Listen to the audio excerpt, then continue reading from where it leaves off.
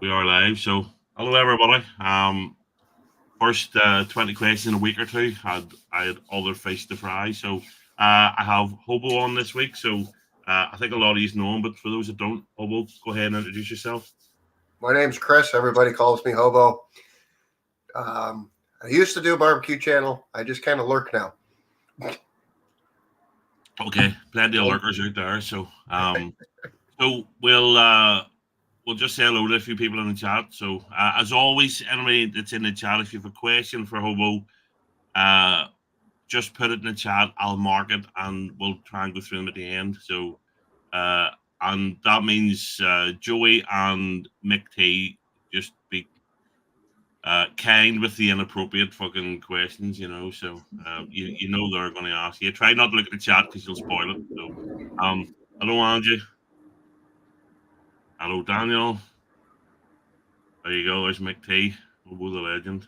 Mick T says he's known you. Mick's known you longer than he's known me. So, which is a good thing. So, hello, Alison or Ali. Sorry, Ali's from this side of the pond. She's from middle of Ireland. So, Joey, as always, thank you, Joey. Miss Piggy always brings the questions. So, let's see. Oh, don't know who that is. Hello, Bobby Joe. She's right here. Right. That's just hiding out of sight. Although I was thinking she could do this some night if she's up for it. I think that's a great idea. Yeah, me too. It's very cool to be voluntold that you're doing something. Yes. So she is more than willing to do this, and as you can see it, it's a nice, gentle fucking way to spend an hour or two. So, oh, there's Carla. Hello, Carla. Oh, and there's the man we were talking about. Hello, Lep. Hello, Seth. Oh, nearly there. Let's see. I think that's everybody. So you know the routine. I'm going to ask you questions. Some of them are stupid. Some of them are fucking, a bit more serious. You can lie through your teeth. You can be as honest as you want. Let's nobody really cares. Nobody's really watching. So fuck it. Let's go. So the first one we always start with, because we're a YouTube community. So, what's your favorite YouTube channel? I'm gonna have to go with it's called It's History. Right. Okay. So the guy basically, it's mostly United States stuff, but like he'll kind of talk about like how the Empire State Building got built, the tunnels in New York. I know I'm throwing you a fucking curveball with that one. No, because my normal one is a history one. And I'm struggling to remember the name of it because I'm an idiot. But they put up like animated history, like shorts, like not shorts, but short. They did. They'll do the history of New York, and they'll do like a 10-minute video, or they'll do the Revolutionary War, but they'll split over 2 or 3 videos, and it's brilliant. History matters, you call it. Okay. I love history stuff. It's one of the reasons I do want to come back to America, and I want to go and see. I mean, where all the Revolutionary War stuff was and all. You can just come stay with us. You're really right in the heart of it. Yeah, so I love all that stuff, because when I went to America, to be honest, I went to New York and I went to Vegas. History was the last thing on my mind in Vegas. But although I have stumbled across, there was a science one. Random stuff appears on YouTube sometimes. There was one about planet. Apparently we have a ninth planet in our solar system, right? Planet 9, and it's like every 10 minutes. So it's a sciencey sort of one, but it was brilliant because it was. It interested me because there's been this talk of a planet in our solar system that nobody knew for years, and this scientist thought, right, once and for all, I'm going to disprove it. And he got all these astrophysicists and mathematicians and all, and in trying to disprove it, he proved that it was actually there. And I just thought, I love this shit. But the history stuff's brilliant. So comments is going mad. Let's see. I think JV and that's turned up as well. Now, if you ask me, if you change that question to what channel do you watch the most, okay, I would have a different answer, which would be the pizza reviews on One Bite. Dave Portnoy. Oh, Dave Portnoy. Yeah. So Bobby and I have actually been, or Ski Girly and I have actually been to quite a few of the places. Right. Okay. Trying to get my waitress to get me a drink without fucking up your show. No, see, I always get, and half the guys know what I'm going to say here. I like Dave Portnoy. Some of the stuff he does, the pizza reviews are brilliant. He's always honest, doesn't matter. Love that. There is a clip of him standing. There's one of the Antifa guys standing, trying to give him grief, and he's standing there with a bow tie and all, and he's talking about having a big house in Nantucket and all, and he's just brilliant. But the pizza thing is, and I always say to the guys, you've got to try, if you're making your own pizza, you've got to try it with banana, and it gets. It doesn't get very well received, but nobody. Squirrel in Furnace tried it and he didn't like it, But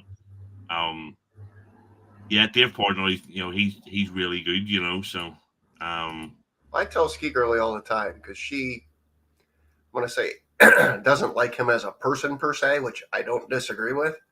Okay. But I think a lot of what he does on camera is an act.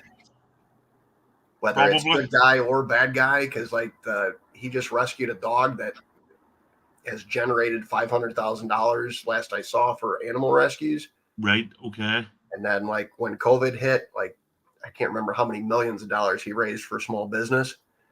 And it's one of those things that I'll say it this way: you can hate Donald Trump as a person, but if you just looked at his platform and what he did, when I call it have an open mind. Yeah. There's two different things. I don't need the guy who's in charge to be the nicest guy. I need him to be the most active guy heading in the direction I want to head in. Absolutely. I agree with you on both those. Portnoy, I don't know well enough to say, but I always presume that most famous people are wankers. That they're nearly all assholes. But I like what he does on screen, and I love because I only saw him start to do the stuff with the dog. Because I'm a dog. I prefer animals over people. You know what I mean? I'm a dog lover. So I get that. And with Trump, you're 100% right. Yeah, just because he said it mean tweets, and sometimes he said inappropriate things. And I remember when he was president,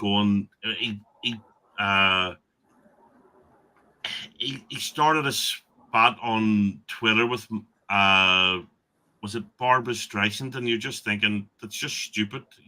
She's irrelevant. She's an actress. Leave it alone. But his policies were good. His results were good. All the rest of it. So. Yeah, Larry McTeen was about it. Nibiru is Planet X. Yeah, but it was a great video. So, yeah, and there's Joey taking the piss already. Do a shot for every time Camp says brilliant. I didn't think I said brilliant that much. I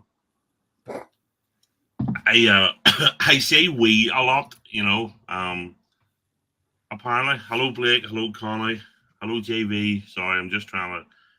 It's awkward. I find this weird. We have to get a producer. JV, you're gonna have to volunteer to be producer because I'm trying to talk to you, but at the same time I'm trying to keep an eye on the chat and mark questions and stuff. So I'll tell you, Captain. I did when I had the hot seat. I did what you're doing by myself. Yeah. And you get to a point where you're talking to the guest. Yeah. And you're not listening. I mean, you're listening. Yeah. Like the difference between listening to Jimi Hendrix and hearing Jimi Hendrix. Yeah. You're not hearing what the person's saying, but you pick up the cues to they stop talking. Well, I need to start talking. It's like the DJ on Wayne's World 2. If you remember that, when they're in and the guy's saying everything, he's saying, and he's hitting sound effects and all, but he's not really. And then they start taking the piss. But so yeah, I get that, but I'm trying to mark. So Miss Piggy's brilliant. Miss Piggy's bringing the questions. So, okay. So question 2 then. So, more up your alley then. So where did the love of cooking come from? Probably my mom.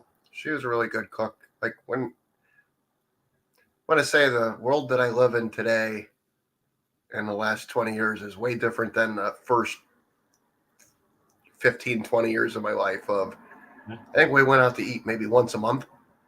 Right. Food didn't show up at your door via an app.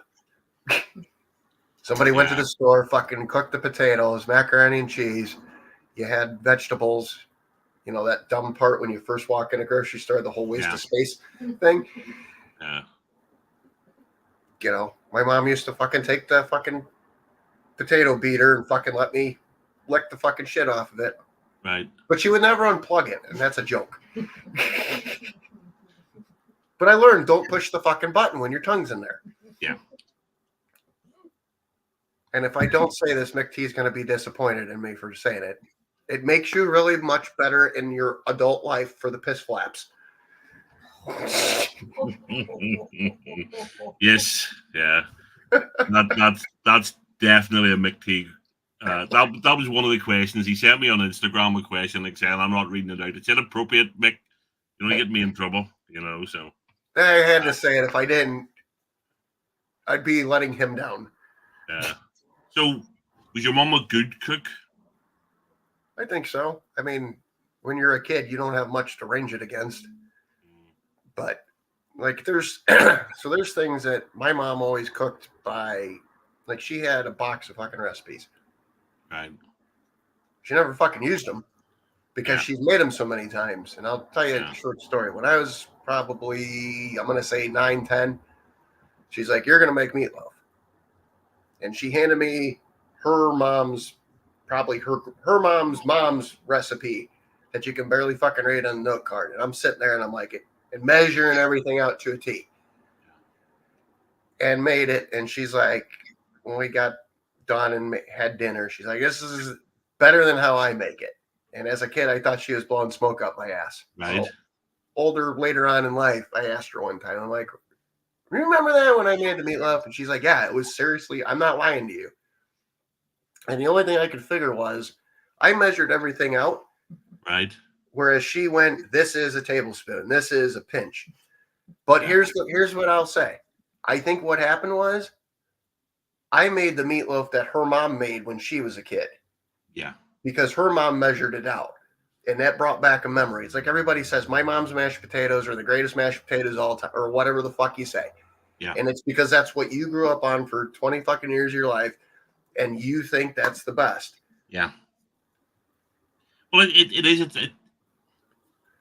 We have this nostalgic thought about the likes of fish and chips because they were what you did when you went to seaside when you were a kid. You was literally wrapped in newspaper and all back in the day. So yeah, it's very evocative.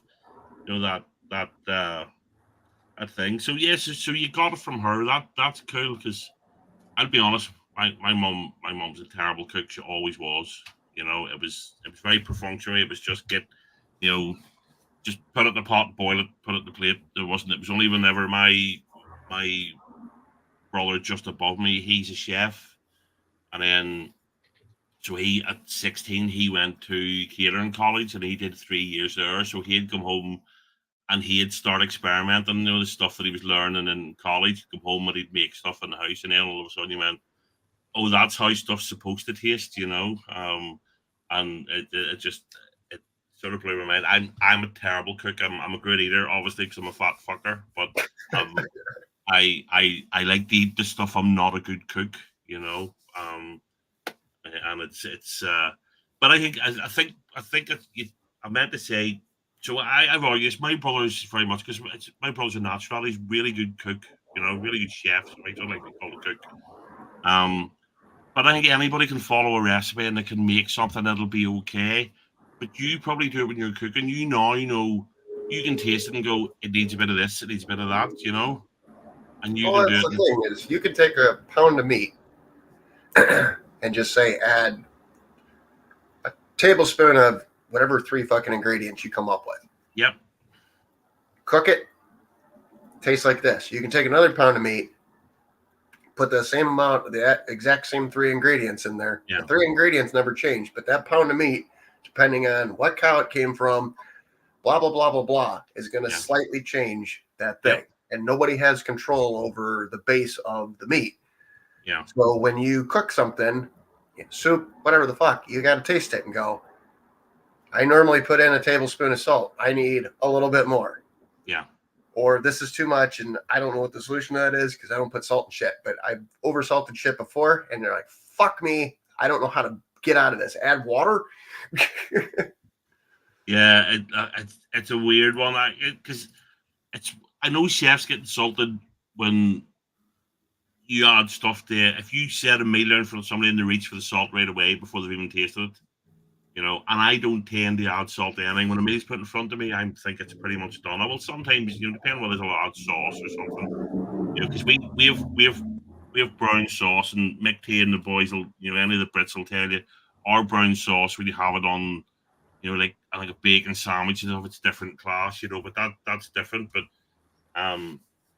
because when my brother cooks, he sets stuff down. My mum reaches for the salt right away, and it drives him nuts. Because he stewed and slaved over it, has tasted it, and as far as he's concerned, it's ready to go. But Right. yeah, so that's definitely a skill. And if you've got the taste for that, that's right up there. But that's where the good chefs. I mean, everybody can learn to cut. Everybody can learn to can learn a recipe, but it's doing it right. It's prepping right. It's working it on the fly and making it your own. So okay. So question 3: what's been the best experience of your life?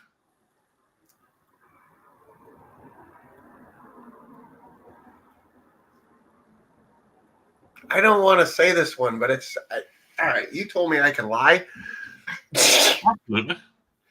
I'm going to answer this question just because this story needs to be told. It's in my top probably 5 of great fucking moments, but I don't know if it's the best, but I also am not one to quantify things of this was better than this. Okay. So was it last weekend or the weekend before? We went to Atlantic City. And it's windier than fuck and it's raining. Right. So we walk out of where we're staying and we're walking down the boardwalk. People don't know there's the beach. There's this fucking 40-foot wide piece of fucking wood that you walk on and it's fucking 8 miles long. The wind comes from the beach and it's windier than fuck. So we're walking and we get to the end of the building and Ski Girlie and me are fucking holding hands and she steps out and the fucking wind from, I don't know, 40 miles an hour picks up to 50 miles an hour. And Ski Girlie literally, her feet are not moving, but she is sliding down the fucking boardwalk. Right. So I grab her by the fucking arm and she turns and looks at me and she just, Captain, I need you to look me in the eyes when I say this. She just looks at me and she goes, this is fucking stupid.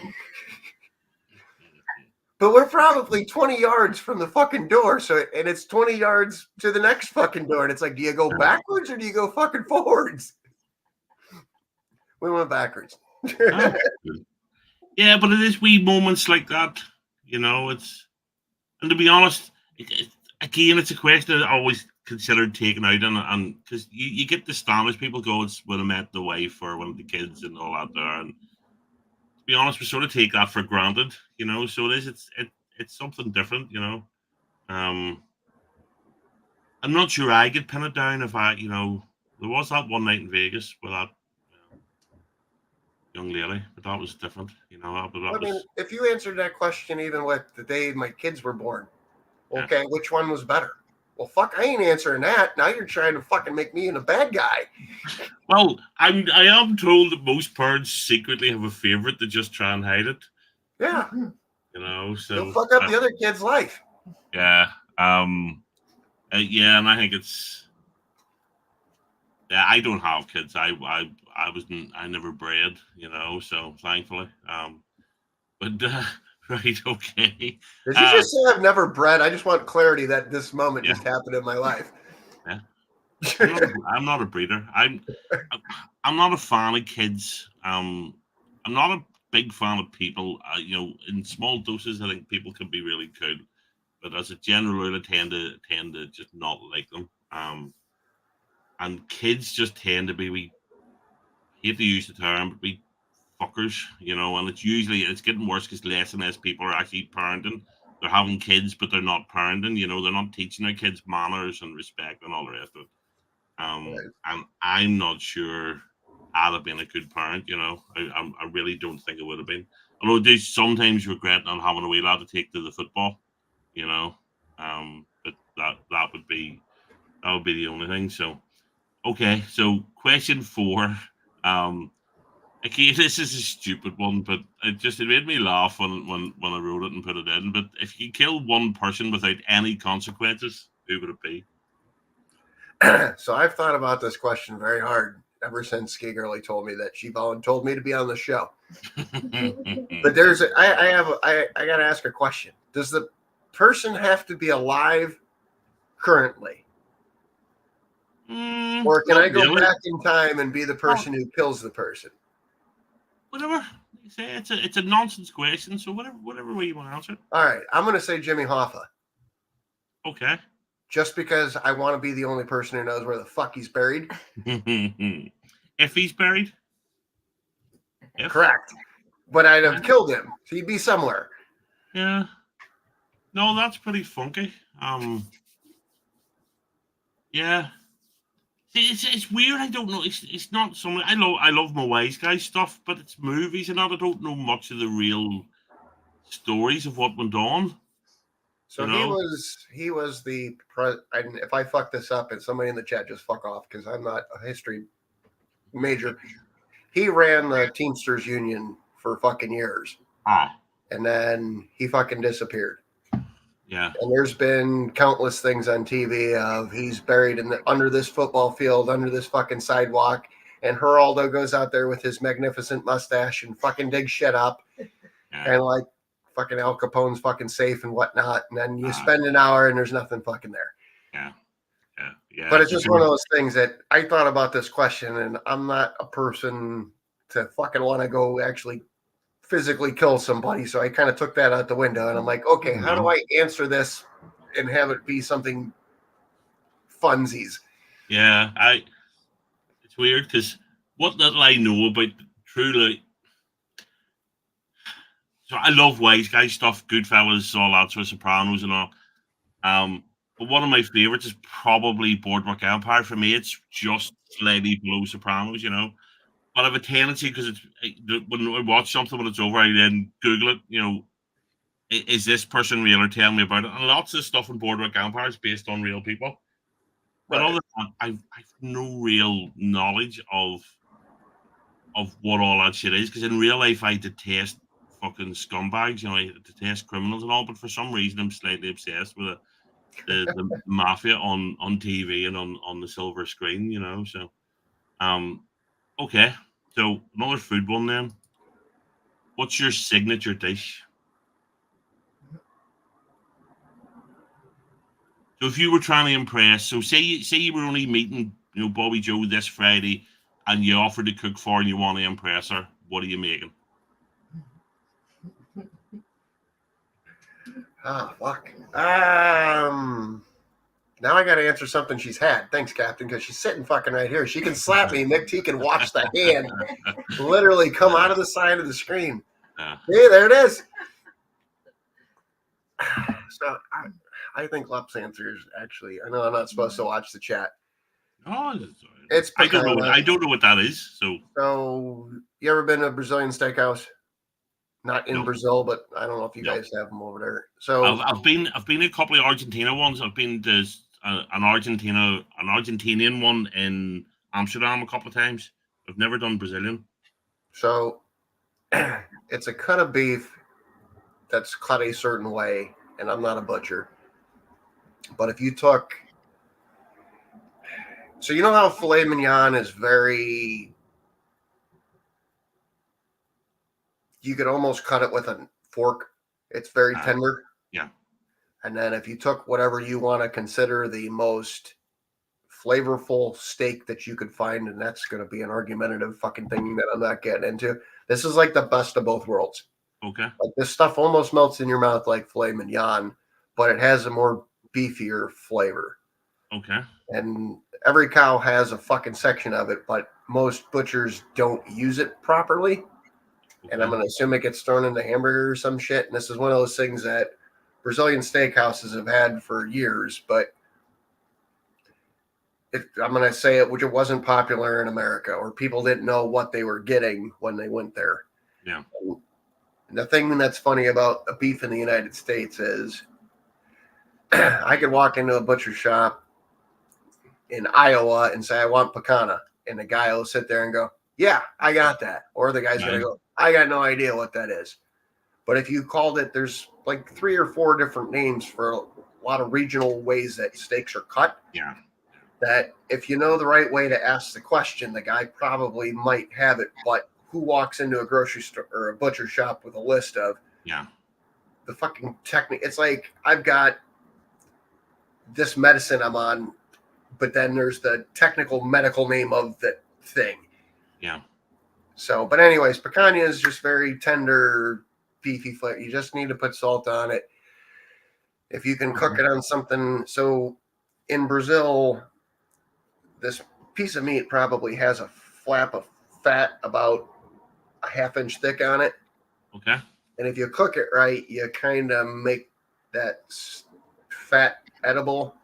But like in Brazil, men eat the fat with the steak. The women cut it off because it's just not considered ladylike, palatable, whatever you want to say.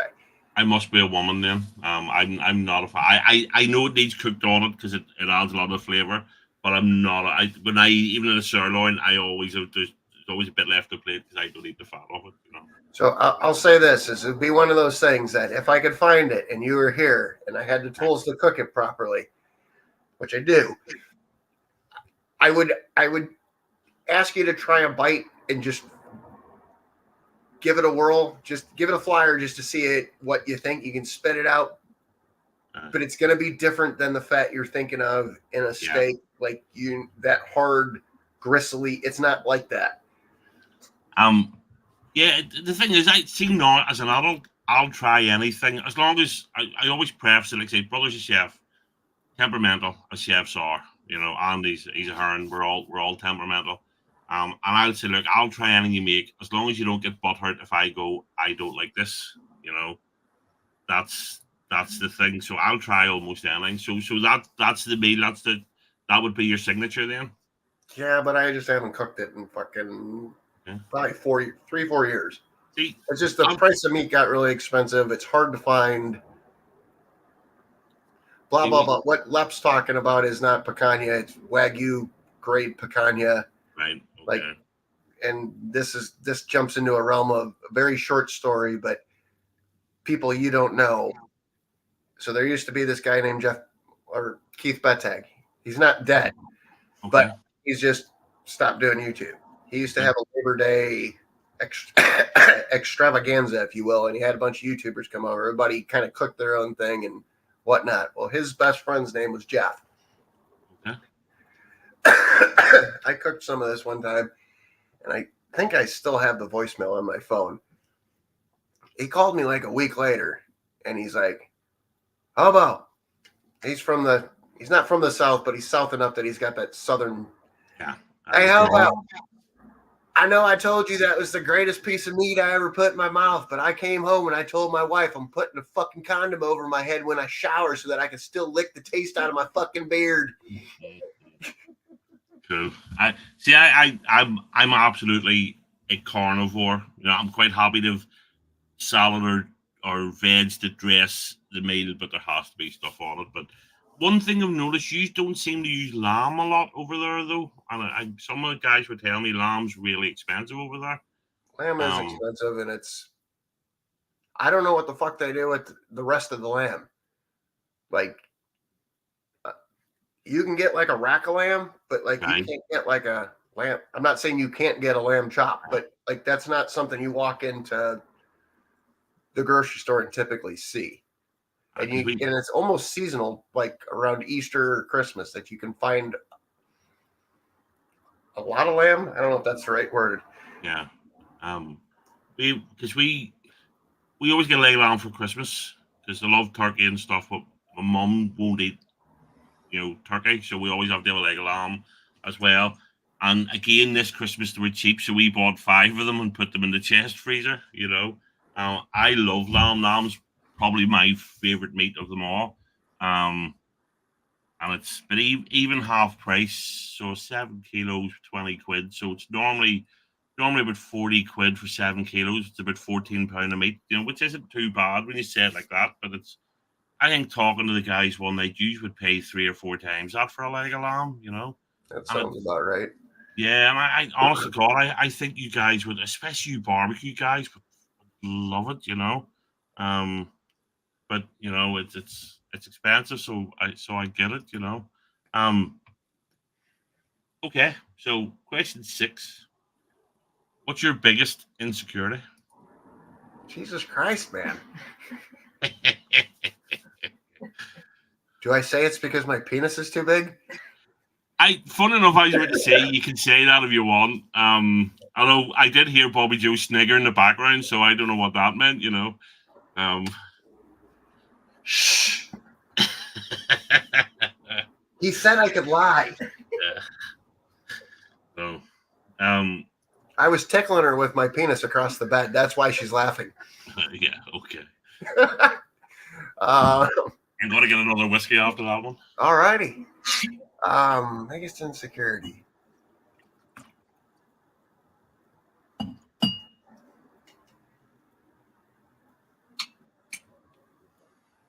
It's probably this is a fucking hard question, man. And it's not because I'm like afraid to fucking open up something to anybody. It's just Well, if you don't have any, I mean, say you don't I have mean, I'm to. sure I do. I just don't think about. Maybe that is my insecurities. I don't think about my insecurities. Yeah. It's weird because I'm racked with insecurities, So, but I know some people that just don't. I mean, you get the likes of. I don't want to throw him under a bus, but the likes of Joey. Joey is the most ridiculously overly confident guy I've ever met in my life. And so some people just don't.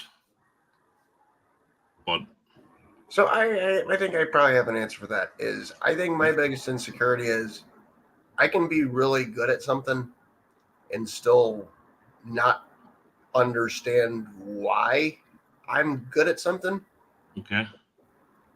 I'll give you an example. So I do irrigation work for a living, sprinklers, residential, commercial, whatever. And a couple years ago, like I came home from work and I'm like, I don't understand why these people are buying this product from me. Like I'm not a salesman. It's not what I do. And Ski literally told me, she's like, these people are trying to hand you money. Stop fucking trying to figure out why they're trying to hand you money. Yeah. But for me, it's like, I need why. Yeah. I'm not a salesman. I look like this. I'm not Brad Pitt showing up, swooning some fucking housewife into buying something. Yeah. Yeah. No, fair play, but it's. Yeah, I think on. Hold on 1 second. Oh, wait. My dog's just come into the room. What are you doing? Go to bed. Go. Sorry. Yeah, it's late. It's way past her bedtime. She's to go and lie down. Yeah, it's weird. I can identify with all, and I do that a lot. You know I've worked in the same place for 31 years, and I hate. My boss laughs at me because he says, "Look, you're considered a senior member of staff. You're this, you're that, and the other." And it's weird. So yeah, I get that one completely. So I think okay, it goes with my personality of I need to understand why does this do this. I don't need to yeah, understand how the world fucking works. I don't need or give a fuck why and how and why an iPhone works. But yeah, when I care about stuff, I need to understand how the cogs fucking work in the clock to fucking make the fucking yeah, fingers spin. yeah. No, fair play. Say that's. I get that. I understand that. But that's a wee bit of underselling yourself. That's the thing, because you're obviously good at what you do. If people are coming and trying to throw money at you, as what would you say is, But yeah, I get that one completely. So, okay. So again, a regular one, and it's a silly one, but question 7: Are aliens real? And if so, have they visited us? I have never been anal probed Okay. by an alien or a human or an animal.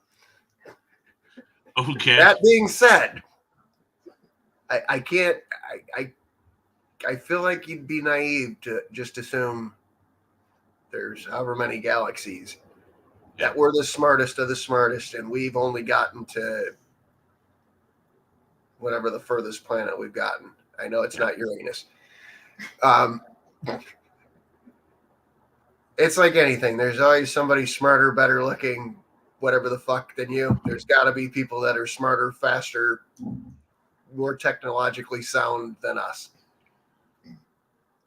So I'm going to say yes. Have they visited us? I have to assume so, but I don't think it's going to be in this UFO fucking hovering over a cornfield in Bettendorf, Iowa, and the farmer just happening to have this fucking one fucking K fucking camera from 1922 that looks like shit and it fucking hovers across there.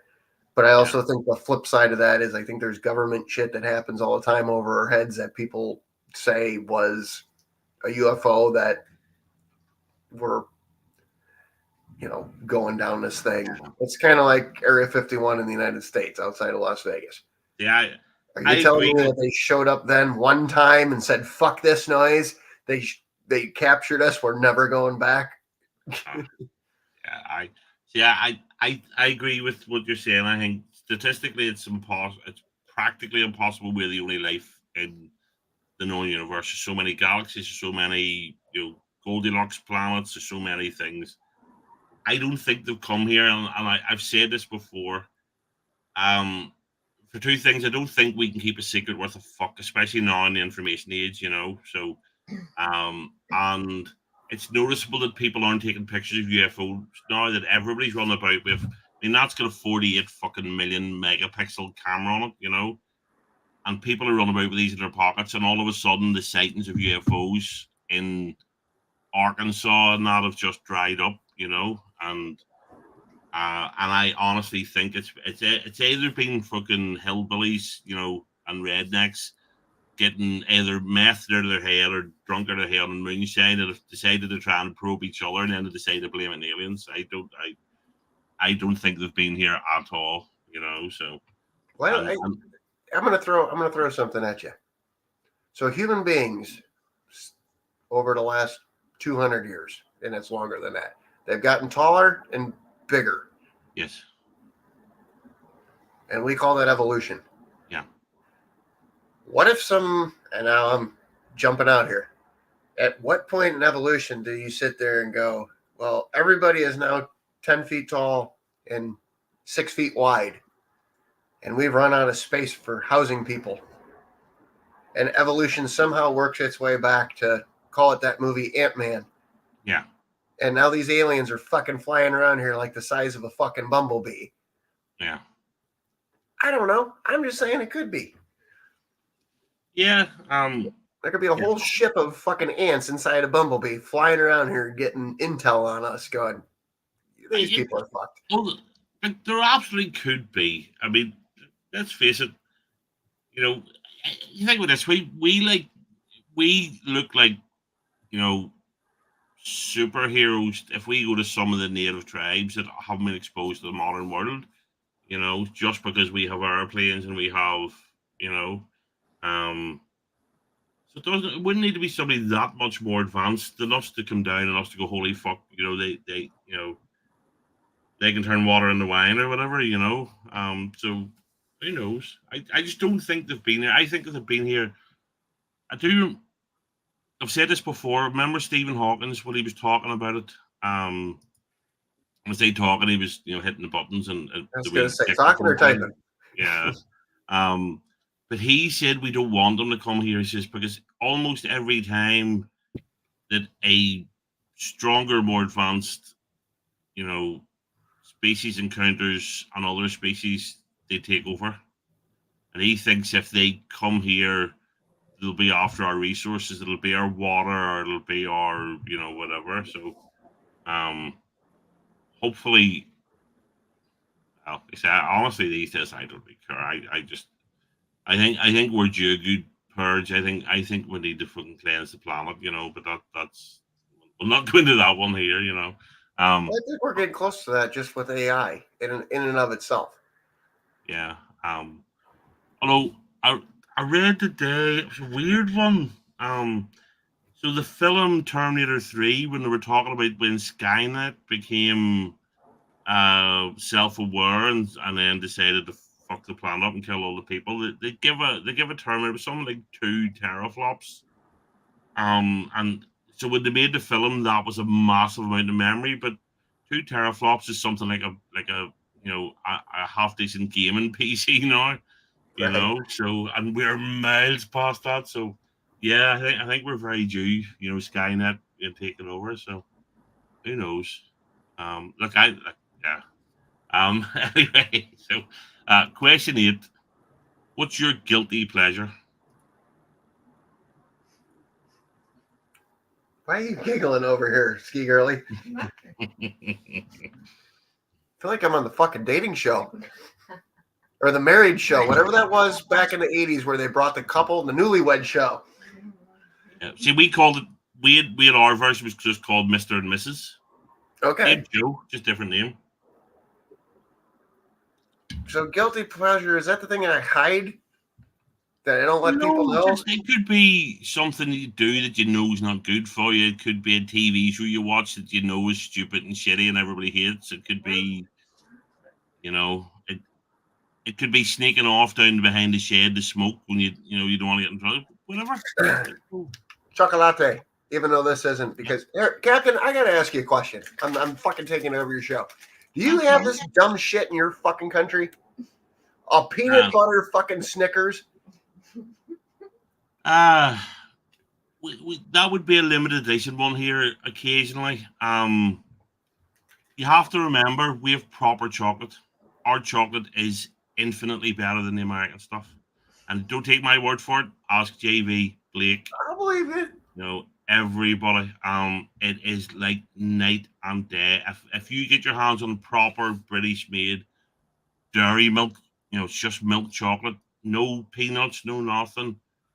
It'll blow your fucking mind. Because Squirrel goes to the because he put a thing out the other day. Brits are us, so it must be up in. He's up in Massachusetts, so there are British stores, but it means you'll pay. We have the American candy stores here, where my boss takes his kids and they go in, and it costs an absolute fortune. It's all imported. So the flip side of that, you'd have it, but um, chocolate, good chocolate's just fantastic. Cadbury's is the best. Cadbury's is owned by Hershey's now. But when they bought it, the British government stepped in and said you can buy this, but you cannot fuck with the raspberry. It's a heritage thing here, So they couldn't Americanize it. They couldn't put all the shitty dried milk and all in that Hershey's does. Right. So if chocolate's your god over here, you'd be my size. You know what I mean? It's our chocolate is just so much better. It just really is. Well, I showed you that only because in the last 2 years, like a Snickers bar used to be a Snickers bar. A fucking Kit Kat used to be a Kit Kat. Yeah.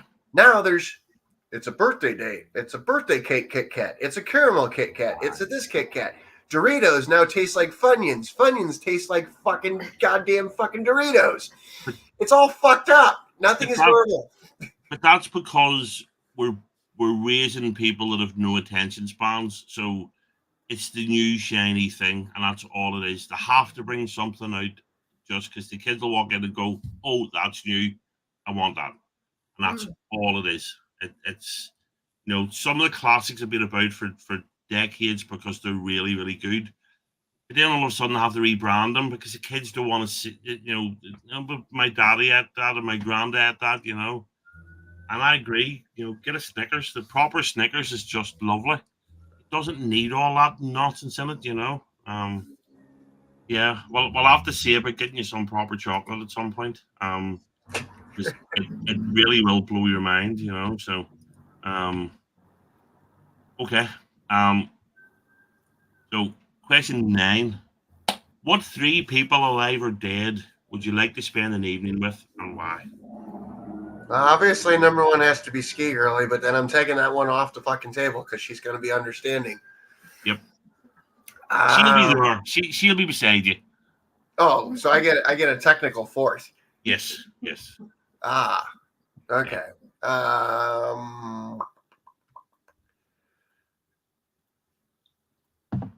Abraham Lincoln. Okay.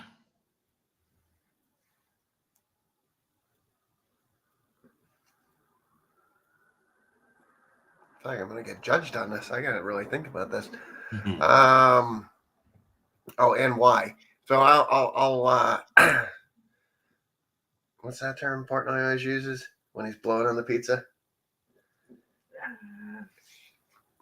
Abraham Lincoln, just because I think for his time, and he was well ahead of understanding a lot of things, Okay. like how people are, what people want. I mean, think about our countries aren't that far different, but our country's fucking a shitload bigger. How do you become a president back then when you don't have TV, radio, newspaper existed, but how do you in California get information 30 days on a fucking horse to fucking get it back and forth? Like, I think he just was just a very understood, and he was actually a very smart guy that fucking studied a lot of shit. Yeah. And I would be curious what his thoughts were of the world we live in today. Okay. Yeah, I get that. I'd be interested in that as well.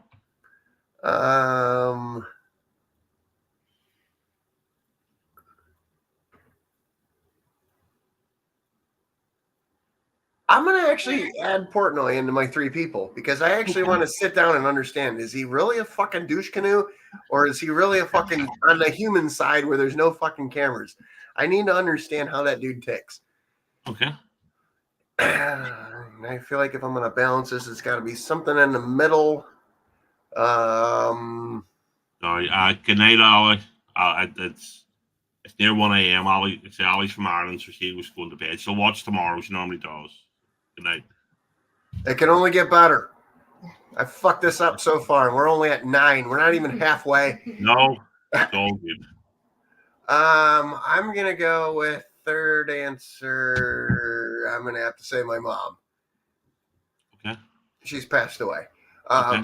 I don't think I need to realm that any deeper. More just a catch up to let her meet Ski Girly. Yeah. Is she gone long, if you don't mind me asking? About 10 years. And it was sudden, not sudden. Like it's a long story. I don't want to. It's not. I don't care anybody knows about it. I just don't want to fuck up your show because I'll be all crying like a girl. Like, oh, fuck sure, wait for ratings for your shorts, but not fucking happening. Oh, it's the way my dad. It's weird. It wouldn't be the first time. Fucking Lep had me nearly in tears talking about my dad the last time. So, but yeah, that's yeah. Let's move swiftly on. So, question 10. Who does the best barbecue on YouTube? So, I suppose I need you to clarify that question. Okay, so I suppose you could answer it either way. So, just ones that you physically met and tasted, and ones that you just really like their channel, you like what to do. So, bit of a. I gotta clarify that question more, and I'm gonna ask you the question I need answered. Okay.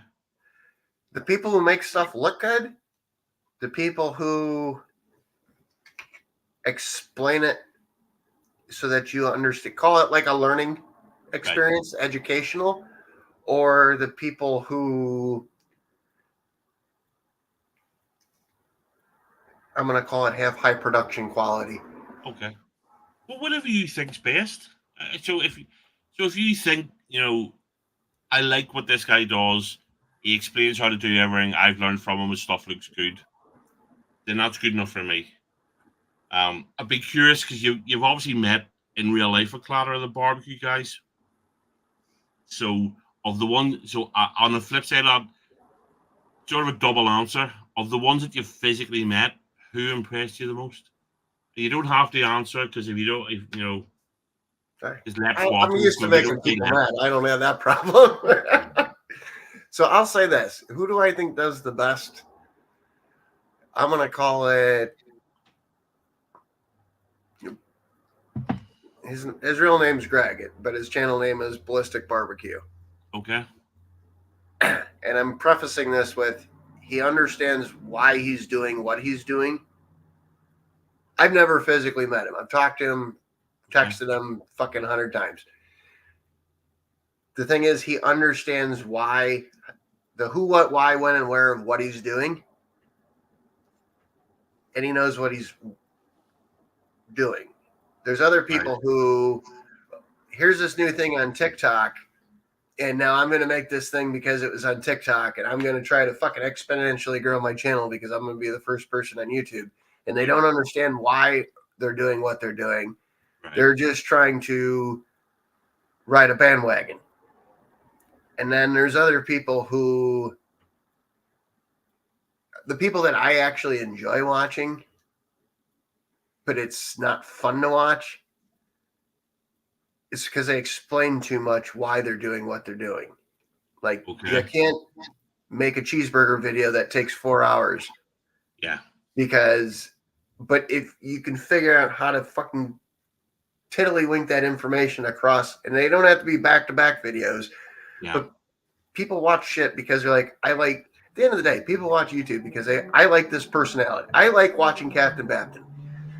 Now, is every video that he's going to do, I'm just pretending in this conversation you're a barbecue channel. Yeah. I like you as a person. We've connected, not in this world, but I know what you mean. He hates kids. I fucking hate kids. I know you didn't say hates kids. We both have a thing in common. We both fucking hate kids. All right, fuck kids. Now we both like barbecue. We had this tiddlywink of we both like barbecue. I just did some scissoring shit. That was weird. That was weird. But anywho, that's how it works on YouTube. Is like you find a reason to, I'm gonna hit that subscribe button. Yeah. Because something resonated with me. Yeah. And then you watch a couple videos, and then a lot of times you're like, well, I thought this person and I were dating, but this clearly isn't working out after the third date. Yeah. And you're gone. But there's the people that you slowly start, you're like, okay, I get this. And it could be anything. Like, there's that one little smidgen that brings you in, and then you're like, okay. And if it's something that's funny, I watch this guy because they make me laugh. And once they stop making you laugh, you're like, what am I watching for? Yeah. I get that completely because I'm subscribed to a lot of channels. I mean, for our sake, barbecue's lost on me. We don't have the weather. It's fucking raining as usual. There's a reason Ireland's green because it always fucking rains. So I've barbecued once in 2 years because it's anytime we planned it, we've invited friends up and then the weather turns. So we only get about 3 sunny days a year, so we can't do it. The way you can leave your grill out the back of the barbecue, we can't do it. So it's sort of lost on me. And ironically, I really like the taste of barbecue food, and I love the experience of sitting out in the back for 3 or 4 hours, have a drink, and about every 15 minutes somebody hands you something different to eat, and listen to music, and I like that. But we can't do it. But so I subscribe to certain people just because I stick the beer community. Although I did unsubscribe to most of the beer community the other night because they're a bunch of wankers and whiny bitches. But there were certain guys in the beer community I subscribed to because I like them, But I've no interest in beer. I haven't had a beer in about 10 years, So like, but you're right. You have to like the person, They it has to be a reason for you to watch it. I watch Lep stuff when I can. The time zone, the time differences kill me because whenever you all go live, I tend to be in bed because it's normally at least 6 hours of a difference. But I subscribe to Lep and people like that because I watch and so I get that. And it's but the barbecue is lost in me. It's an American thing. It's the Australians do it as well, but it's in our mind, it's a very, very American thing, but you just get the weather for it, So, and the thought of having to get up at 7 a.m. and start cooking then for something you're going to eat 14 hours later, I'm like, I don't mind waiting a wee bit, but that just well, that's one of those things I just want to hit on that.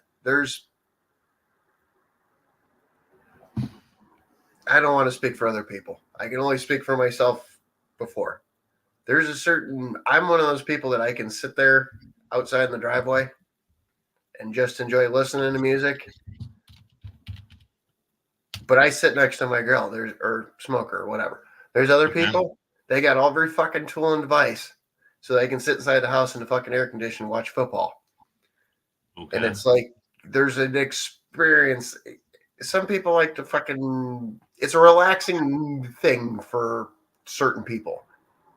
If you're not a patient person and that drives you crazy to sit in the driveway and fucking watch the birds chirp and fucking cars drive by or whatever the fuck you do, it ain't gonna be for you. But there's almost a relaxing portion to that to an extent of I don't need to have 10,000 people standing here waiting for food going, I'm fucking hungry. But I also get that, like you say, you don't like people. I'm kind of that to an extent of I don't mind. You can ask eagerly. I can lay here in fucking bed, not sleep, and just stare at the ceiling and count the fucking speckles on the fucking ceiling. Yeah. And just be perfectly happy with the fucking TV off. Yeah. And I know that's fucking weird as shit. But it's relaxing to me. Yeah. And that's kind of how the driveway is. Or the back porch fucking watching meat fucking cook. Well, see, so guy work. Well, my boss. So we sell the Kamado Joes and work, right? I work in a builder's merchant, so we've all landscaping and all. And we brought in the Kamado Joes a couple of years ago. And he keeps saying to me, "You should buy this one. You buy." And one of the ones good. It's literally just it regulates its own temperature and all. So he was saying to one of the other guys, says you can get up in the morning, you can put whatever it is you want, then go and do the garden for a lot of hours, and it's going to essentially cook itself and all. I'm thinking, no, that's just not for me, and I'm not going to spend a fortune on a Kamado Joe to use once a year, maybe if I'm lucky, So, it's weird, but okay. So, question 11. What would other people say is your worst quality? I so want to just spin this laptop and fucking let somebody else answer it for me. Feel free. No. Bring a bit of glamour to the show for the first time tonight, For the first time. Some glamour. Yeah. You have to answer. I'm probably not a good... See, you're fucking me here, Captain. No, I want to answer. Yeah, I know you want to hear this. I'm probably too much of a solve something versus listen and be empathetic and understand something. Okay. Like, if somebody tells me, like, here's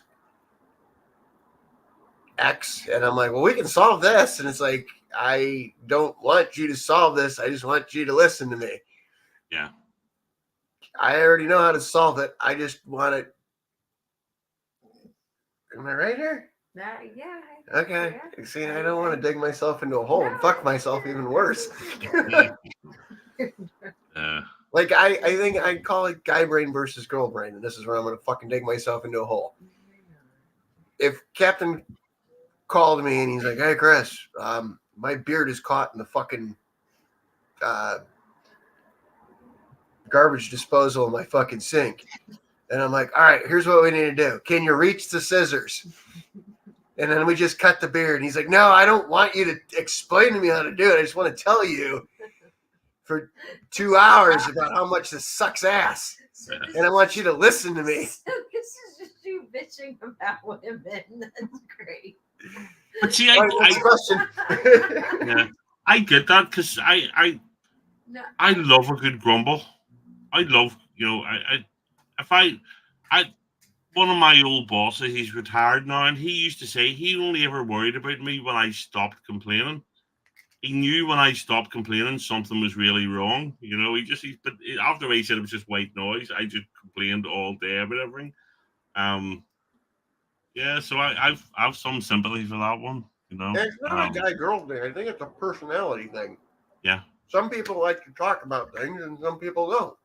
Yeah, because it's stupid. The memory just popped into my head. So me and one of the mates. I'd never been camping before. We do a big camping culture here. But I got some of the stuff when we went up the Mourne Mountains here in County Down, Northern Ireland, and we'll go up and completely no idea what we're doing. I way too much. I had about 15 toilet rolls with me. I had fucking all sorts of stupid stuff, and it was too heavy and all.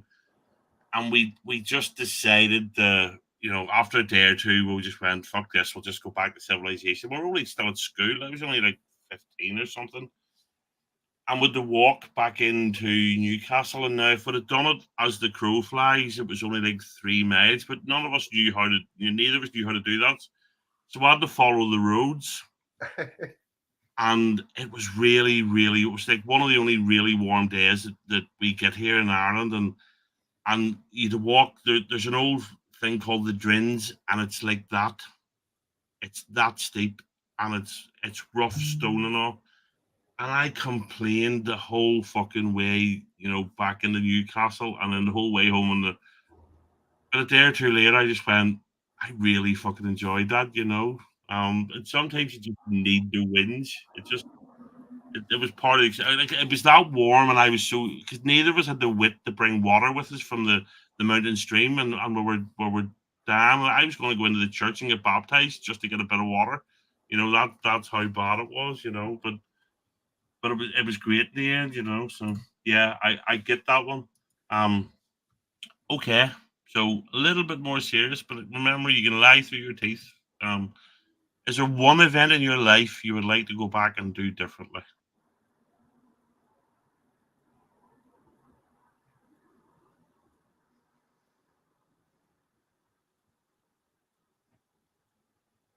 Yes.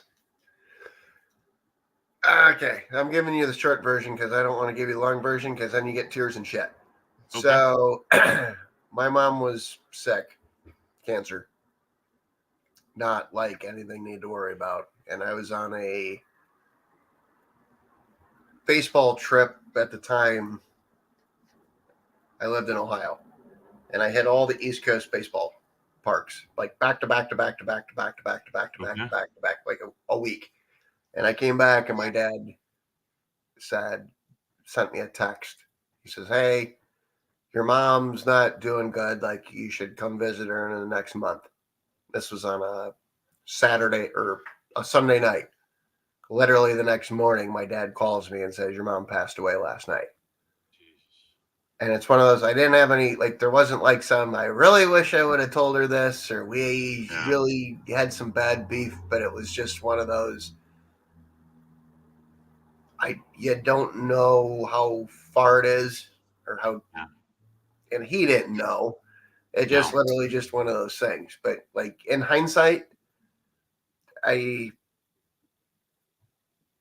probably would have gone and visited her. Like, it's not like I hadn't visited her for fucking 10 years or anything. I know. But it's one of those, like, it is what it is. But to answer the question, that's the answer. Yeah, if you'd have known, you'd have jumped on a plane right away. But you don't know. It was like a 4-hour drive, but it's Sunday. I got to go to work on Monday thing. It's weird that because what I was talking about. So it's part of it. I wasn't sure about tonight. My elderly aunt had a stroke a week or two ago, so I went to she was back in hospital. I went to see her tonight, and I was just talking. My cousin, he picked me up at the hospital, and we're coming home, and she's just about to turn 90. She's half her face is all black and blue because she fell in the hospital and face planted and everything. And it looks like she's going to have to go into a care home where she's been at home her whole life, and we were just talking on the way home, and it's difficult, whenever a loved one's struggling, and I say it about, um, it's. I had this small. My dad died of asbestosis, and he was given between sort of 6 and 12 months, or 9 and 12 months, and went in 6 months. And I always think, yes, I loved him to have been about longer, but he was suffering, so I was sort of grateful that he went sooner. And that's the sort of shit I cling on to. You know what I mean? Right. And it's a mercy that they go sooner. But at the same time, you want more time with them. So yeah, that's sorry. I shouldn't labor the point, but it's Yeah, you're um, okay. but it's a tough one, and yeah. So yeah, sorry. Shit like that's just tough. It's just it's hard for everybody. So um, Which might sadly, I didn't mean to put these right beside each other, so it's purely by accident. But and it might be a completely different answer. But what's been the worst experience of your life? I'm gonna say same answer, but I'm gonna ask you to pivot here because you told me you pulled one question out, the God question. Yes. And if I remember the God question properly, I would like you to put it back in because I think I might have a. You don't have to pull it up on the screen. Right. Fucking So, it off. does God exist? And if so, does He love you? Okay, so I'm going to answer this question not the way you asked it, but I think it's a perspective that a lot of people don't think about. The answer to that question doesn't specifically matter. The question or the answer that I grew up going to church. I don't go to church now. I can't say I believe or I don't believe. Like I'm not that accurate in my life. The answer that I tell people is I see this on TV all the time. Well, you believe in God. You're fucking stupid. Yeah. Here's the thing that people don't take into account. If somebody goes, and again, I'm not answering the does he exist or not. I'm saying people need to take this thought process in. If somebody goes to church every Sunday and that's what makes them keep going on to the next week, why do you want to fuck that up for somebody? Yeah. To be right? Yeah. It doesn't affect you if your next door neighbor goes to church every Sunday and prays next to their bed. But if that makes them happy and it gets them to that survive the next day, why do you need to fucking shit on their parade? Yeah. And that's my simplistic answer to that question is it doesn't fucking, they're not hurting. Yeah. Can you take an extreme level? Yeah, but I'm saying the normal fucking people, not the fucking outliers. I've said that because I mean I don't believe, I don't mock people's personal beliefs. People want to believe that the tree at the end of the street. I always give that example. You want to say the tree at the end of the street's holy? Have at it. My only issue then becomes if you say you can't go past that tree on a Tuesday because Tuesday's a holy day for that tree. So that's why I'm a religion. I think I actually, even as an atheist, there's a few people have said that there's a really, really clever British guy called Douglas Murray, and he's done a few things. He's a gay man and he's an atheist, but he did a tour of America last year, and he was on a lot of the shows, and he talked about he says culturally I'm Christian. I don't believe in the God, but I believe in the structure and the positives that Christianity's brought to society. And I like that as an atheist, that because Squirrel talked about going to church on a Sunday, and it was a social thing. They did a service bit, but then they stood around after it, and they all had coffee and the cakes and stuff. So. And that's the way I look at it. As long as your beliefs aren't bothering me, have at it. But I do sometimes, I envy that faith that people have, that confidence that there is something better, that if my heart attack gets me tomorrow rather than next year, then I'm not just brought in the ground. There is something to it. So I envy that, So, okay. So we'll move on from that one then. So, if you can change one thing about yourself, what would it be? Jesus fuck. I need to hear this before you get another drink. I just gave Ski Girl in my cup to fucking make a drink, and she's like, I can't get your drink until I hear this answer. So now you're like putting me in the corner because now if I don't get my drink. Well, you have a question. I just want to answer, Joey. That's not a belief. That's a delusion. That's why I mock chicks with dicks and pronouns and stuff. Just they're insane. So anyway, if I could change one thing about yourself, what would it be? I wish I was a little bit taller. I wish it was a boy. All right, I feel it. If I could change one thing about myself, what would it be? All right, so this is gonna have some background story, but I'm giving the short version so Ski Girlie can go make me the drink. It's the fucking ping pong balls. All right, so the ping pong balls. I'm having one. Is that Bushmills? That's to be honest, I'm being a bit cheap tonight. That's the cheapest Bushmills that I drink. but I I'm don't not. know because I'm not a to be Scotch honest, person. well, say funny enough, I had a Scotch about Or is that Irish whiskey? I get them that's fucked up. Irish. That's Irish whiskey. I had a Scotch about 3 or 4 hours ago. So I normally don't drink the about question 10, but I already had a few before it started. So just fuck it. And I did finally open on a bottle. I've a bottle of 16-year-old single malt Bushmills, and I've had it for about 6 months. We finally opened it last week, and it was really really nice. Most expensive thing I've ever bought. Whiskey wise. Hello Jules, sorry, and hello Lex. I see you sneaking in there. So, anyway, cheers. All right. So to answer your question, I have this thing that I can't explain better than the way my brain works. Is if you took a 2-story building and that one room is 2 stories tall, and you fill the whole ceiling up with ping pong balls and fucking Okay. drop them at the same time. That's the way my brain fucking works. It's just ping pong Okay. balls or Right. bouncy balls fucking bouncing back and forth. And it's like this fucking noise in my brain at times that you can ask Ski Girlie. It's like she can fucking see it in my eyes. She's like, the fucking ping pong, like I'm trying to understand something. Aye.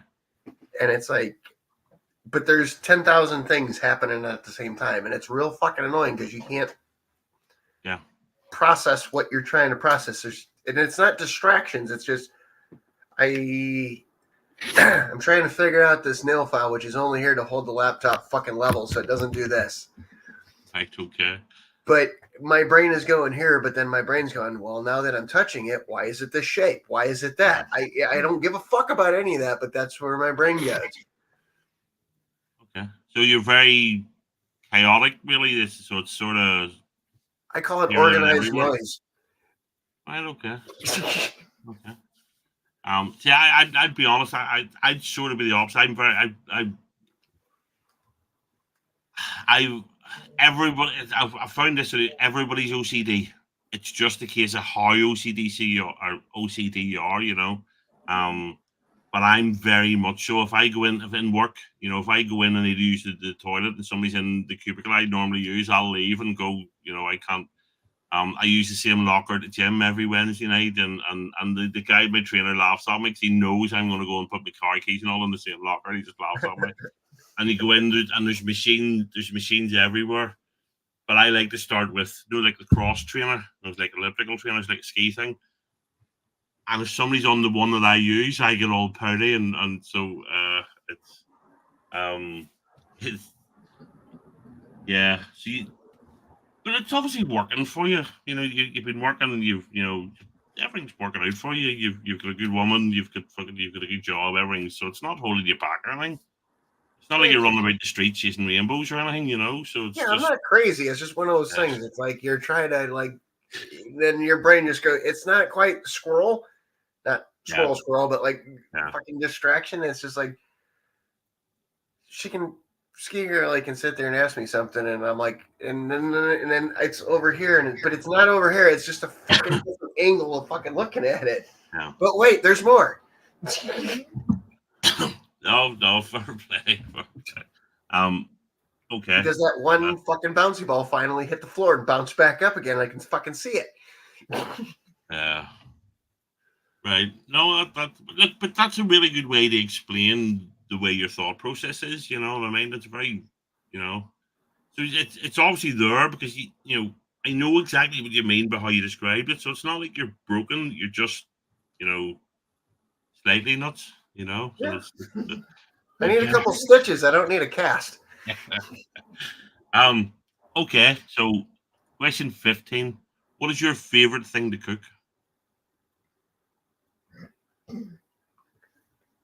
So not your signature dish. So your signature. If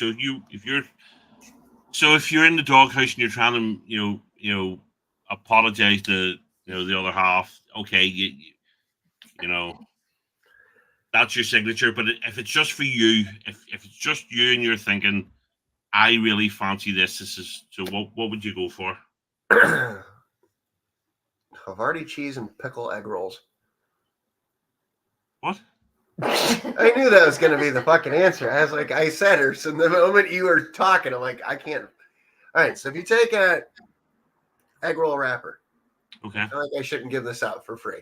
All right, so if everybody subscribes to Captain Bapton and sends them $8 right now, one time only, you get this fucking recipe.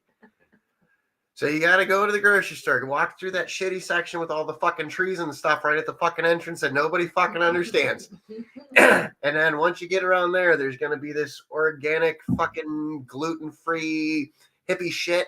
Yeah. Typically those fucking egg roll or spring roll fucking wrappers, wontons, you can fucking use whatever. They're in this little fucking freezer section. You get some of those. Then you go to the cheese section and you get Havarti cheese, Havarti. Then you go down to your condiment, not condoms, McT, condiment. It's next to the ketchup and the fucking mustard and shit.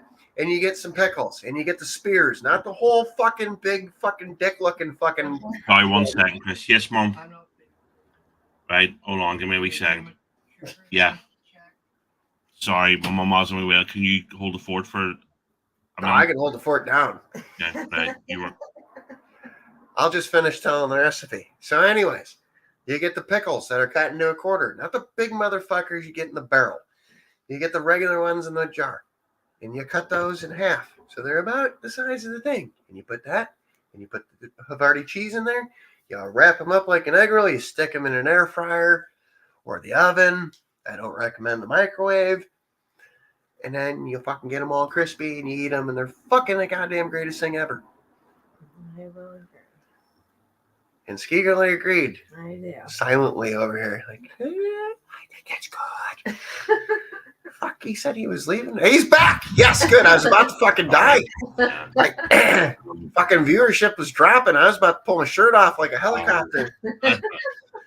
No, you're grand. Just be honest, my mum hasn't been well recently, so she wraps the door and says she's not feeling good, but yeah, one of the family go look after her. So anyway, sorry. We see egg rolls. I'm not sure. I don't think I've had egg rolls. I think egg rolls is something because I'm not a big fan of Chinese cuisine. You gotta take this. Don't even think of it. That is nothing to do with Chinese food. It's just. Do you like tacos? I've only ever had homemade ones. I've never because we don't have a big Mexican thing here. No, I'm saying like, can you go to the grocery store and buy a tortilla? Yes. So in your brain, you sit there and you go, "I'm making Mexican food because this is a tortilla." All it is a piece of fucking thinly sliced bread. Okay. Think of an egg roll. Take everything you think of an egg roll and throw it out the fucking window. There's no cabbage. There's no carrots. All you're doing is putting a slice of fucking pickle. Okay. And Havarti cheese in there and wrapping it up. You now have a pickle and cheese sandwich. Okay. Which sounds fucked up, but until you try it, like you just no.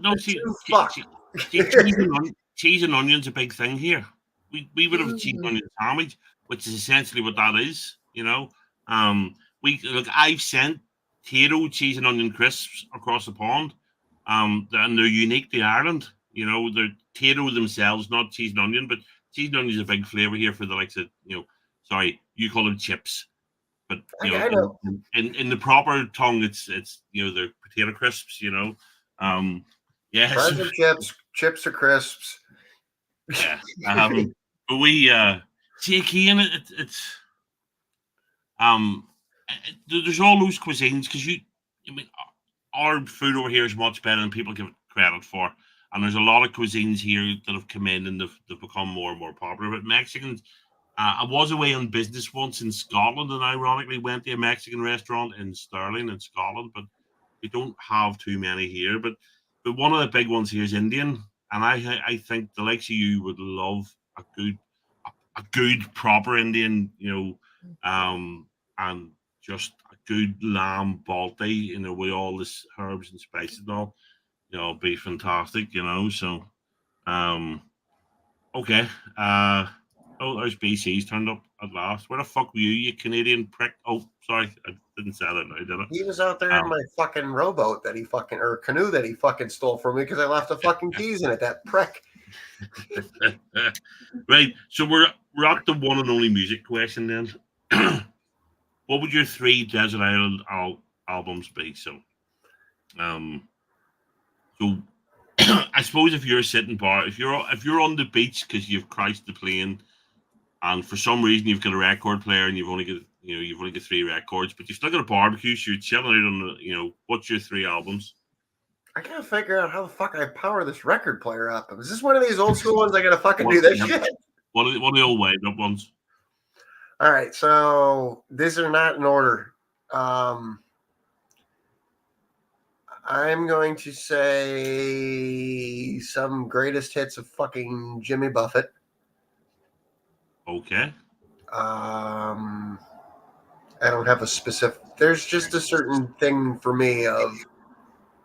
There's certain days where it's like I just need to not think, and this is just calming, relaxing. Okay. Whatever. The old easy listening. It's what they call. Well, I bounce from this. Like if you ask me, Chris, what do you or Hobo? Nobody knows I'm Chris. What the fuck you listen to? I literally can listen to, not can listen to, do listen to across every fucking spectrum, and it just depends on the mood. Like there's days it's like, here's Jimmy Buffett day. Here's days where it's fucking I'm listening to country music. Here's days I'm listening to fucking gangster rap music. Like it just the mood has to be what the mood is. The second one is gonna be, I'm gonna call it the Blues Brothers, the first one soundtrack. Okay, I have that. It's a great soundtrack. All right, see that fucked me up because I did not see this coming. But it's one of those things. No, you see, wait. No, you said you didn't see this coming. I told you about this question before we started. Yeah, but I didn't think about it after you told me. I'm like, oh, this will be smooth sailing, and then I fucking the bouncy ball just popped the fuck back up. Yeah. Third one, I gotta round this out now.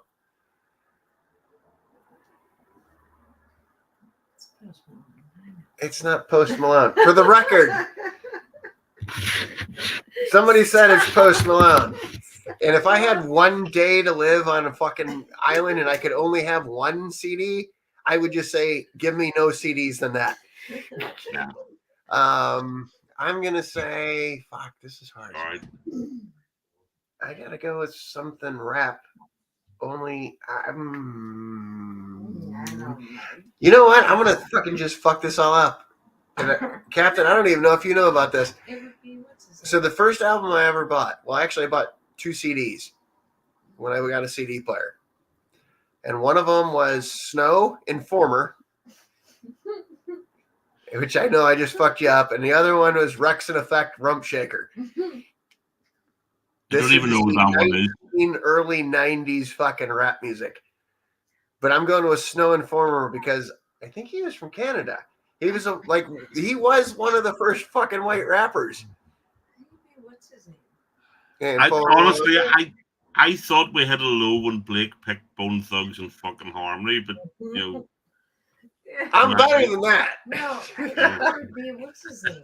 Oh wait, shit! Time out on the field. Time out on the field. I got it. Drinking. He's So not there's thinking. this guy, and he's dead now. And if you haven't listened to it, you gotta fucking listen to him. It's the letter E dash double Dubble. See, that's who it would be. That'd be I'm telling you, Captain. Like if you went on, you have the SoundCloud app. Well, I've got Apple Music and shit like that. I'll find it. So he did some. This guy's a 7-foot+ white rapper. Lived in the Philadelphia, Baltimore. He went back and forth, and he didn't have a record label. This would have been 2008ish, and he started taking like theme songs and rapping over them, and he did one every week for 52 weeks. Okay. For free. People on YouTube, the gamer people, used to fucking put his music to their stuff while they played because he didn't have any copyright strike shit on the stuff. Okay. But it's one of those things that, like, for me, I can sit there and listen to what he's saying and find some. If I have something I need to process in my brain, I can find some song of his that takes me. He's not talking about specifically, but he's taking my brain on that fucking journey. So Snow's off the fucking record. Sorry, Lep. E-Devil is in the third hole. See, I'm conscious of the fact that Miss Piggy's here. I despise rap music, and there are some that get through. Forget About Dre is a great song. You know, some of the Eminem stuff's really good. There's a few that are really really good, but I can't. You know, no, PC. That's not true. I love listening to new music. I just like music, not parasites, which is what rap is. You know, and I should right. I'm going to name the first concert I went to was a British act called Ian Jury and the Blockheads. Right, very quirky British sort of music. They did a song that was at number one here called "Hit Me with Your Rhythm Stick," and they also did that last night. Yeah, they did a song like so. I've said like I mean my real name is Trevor, and they did a song called Clever Trevor, and I got tortured with it growing up. But that was the first gig I ever went to. You know. I had to get some pizza. Sorry. Oh no, fair play. Let me see. No, I would never go to an MGK concert unless I could take a fully automatic weapon with me. Yeah, Captain, I'm with you. You and I should go and Ski Girly and fucking Jolly go. Yeah. I love music. I've been hundreds of gigs. I go to every act that comes here that I can possibly go and see. Last year was brilliant. I got to see about 14 concerts last year, and we have only a wee tiny market, so big bands don't come to Northern Ireland. There's not a big market for them, so it tends to be older bands or bands on their way up. So I do go to as many as I can. But I'll take a chance. JV recommended one at the start of last year. I went to Rival Sons and they were brilliant. Just went, fuck it, I'm going to buy a ticket and go. So I love going to see music and all, but I've said this, because when the Thrash on the other week, Miss Piggy asked why we both hate rap, and I said because they're not creating stuff. They're taking somebody else's music and then they're sampling it, and rapping's a skill. I love watching. Actually, I love watching boys battle rap. Just two guys on stage going at each other. Taking turns. I love that. There's a skill to it. There's a talent to it, but most of it's parasitic and rubbish. So anyway, right, we'll move on. So we're nearly there. You get to go home soon. So well, I don't even got to do anything but hit a button. So what skill or talent would you like to have that you don't currently have? Jesus fuck.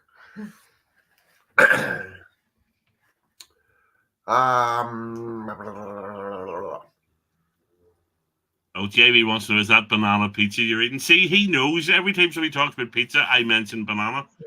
Pizza. And it's a screaming Sicilian fucking awful pizza. It's not good. It's not. It actually could be good. The only thing that has flavor is the pepperoni, and I can't eat this because I got to answer a question. Fuck! God damn it, JB. You work away. I have to explain the banana thing. When I was last in Spain, it was one of the islands called it was Gran Canaria, one of the Canary Islands, believe it or not, and they have their own pizza. They call it Canarian pizza, and it's banana on it, and I fell in love with it. So whenever, say, the brother's a chef, whenever the boys used to come up for poker, he'd make homemade pizzas for us, and he'd make one with banana on it for me, a small one with banana. And the boys all laughed at me, but then when I tried it, see, every time he'd make more with banana because it's lovely. It's just banana, cheese, and sauce? Well, no, it's like, I like the sweet and savoury. So, say you're going to have pepperoni and salami for argument's sake. Just slice banana on like another topping. So some sort of meat and the banana go with it. And the banana, because it's cooked and stuff, I think's lovely. It's never his cup of tea. All right, we're trying. We make semi-scratch pizzas. We don't fucking make dough over here, but we entertain some shit, Mhm. Yeah. and it's in her bowl. My ping pong balls are too busy.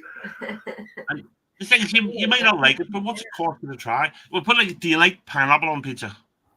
Yeah, Well, if you like pineapple, all you're doing is substituting the banana for it. It's just a different sweet fruit on it to contrast the savory meat. That's all. So I can see it. I just never would have thought about it. It's like what was Elvis's sandwich? The peanut butter and fucking banana. Like I've never had one, but I can see like you fucking put strawberry jam on some shit. What's the fucking yeah. difference? Well, that's it. See, I tried it in Spain. It was a Spanish, on the Canary Islands. They obviously had loads of bananas because of the temperature, the climate, and it was lovely, So, but look, what's the worst thing that happens? You don't like it, you don't make it again, but you might go. Actually, this is really nice, You never know. See, and then you get weirdos like you're from Canada. You don't understand. Go right back to licking trees, you fucking weirdo. All right. You, you gotta ask BC if he would put bananas in Putin. Excuse me, poutine. Yeah, because funny enough, I was thinking I don't think the Russian leader would like that, Banana poutine. I think this is gonna be. You know what's gonna be funny, Captain? He's gonna fucking sell every goddamn fucking canoe he stole. Fucking raise some fucking money, and he's gonna be the banana poutine fucking goddamn fucking general of fucking Canada, and he's not gonna give us any fucking credit. Yeah, I was sitting I was sitting next to the only fucking street light in all of wherever the fuck I live, and it fucking dawned on me. We should have banana poutine. Yep, absolutely. And now to answer the question of 17, what skill or talent do you wish you have currently? I wish I knew how to fucking make banana poutine. No, I'm not accepting that one. Fuck. Skill or talent. I wish I knew how to fucking carjack a fucking canoe. I don't have a good answer because I don't have one. Pick one up. Do you wish you could fly a plane? Do you wish you could, grow marijuana? Do you wish you could play a guitar? Do you? Anything. I'm kind of okay. I'm literally kind of okay. Like I don't have anything. Like I sit there at this moment, at this time, and sit there and go, I really wish I could stilt walk. All right, I really want to stilt walk. That's my answer. Like a pogo stick. I wish I could stilt walk and hop on a pogo stick. Funny enough, ironically, when I was a lot younger and a lot thinner, I was really good on a pogo stick. When I was very, very small, I sort of, let's just say, borrowed one from somebody, and I was really good on it when I was a kid. But like I say, I was about a third of the way that I was now, and a lot shorter, and the balance was a lot better. Okay, so pogo stick. You stole a mate's pogo stick? Is that what you just said? Borrowed. The term is. Is that a permanently borrowed? Well, yeah, I kept it until it fell apart. So yeah, I did give him it back in pieces eventually. Yeah. That thing that you lent me that you didn't know you lent me was shite. It broke. So, right. So we'll go foodie again. So, where does the best barbecue? Because I only see it as an outsider, but the Texans think they have the best barbecue, and So, in your opinion, where does the best? I'm not going to answer this question the way you want me to answer it, and this is barbecue, and I'm going to throw pizza in the same fucking roll. Okay. Everybody has their own regional differences. And it goes back to the conversation we talked about of mom makes the best fucking mashed potatoes because it's what you like. And if you grew up on one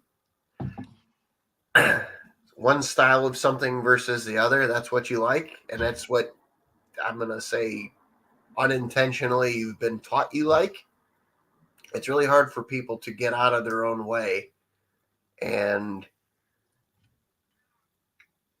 accept or open up to accepting something else. Okay. So, like, people in Chicago and people in New York argue about fucking pizza. people in New York go, "Oh, Chicago pizza, it's fucking deep dish. It's like fucking lasagna." Well, people in Chicago don't eat fucking deep dish pizza. That's a fucking tourist thing. But Right. people in New York, and I'm saying this very nicely, are too fucking stupid to get out of their own fucking brains and go, and this is what we see it as. Just go over there and fucking try some shit. Yep. Whereas, like, I've had pizza in a lot of parts of the fucking country. I can tell you some places that have shitty pizza. But, like, we talked about Portnoy. Like, his thing is, like, cheese pizza. It's just a cheese slice. Well, I make the argument with people.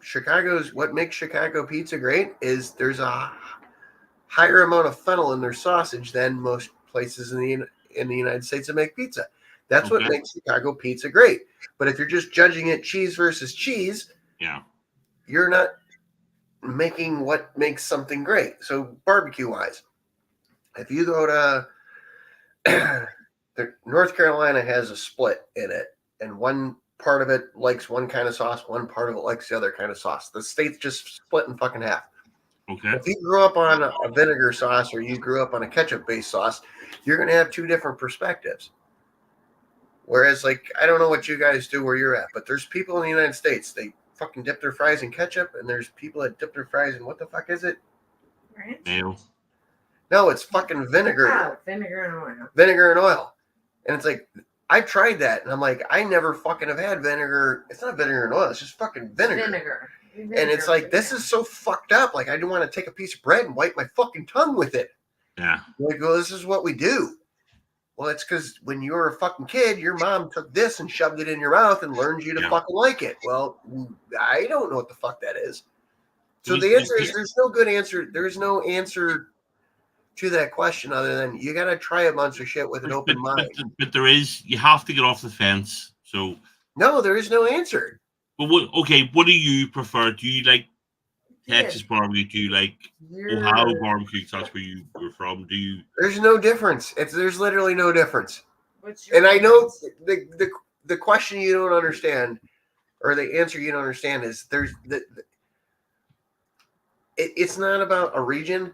It's about how it's done, but it's done the same way everywhere else that people can't go, well, this is how Texas is, or this is how this state is.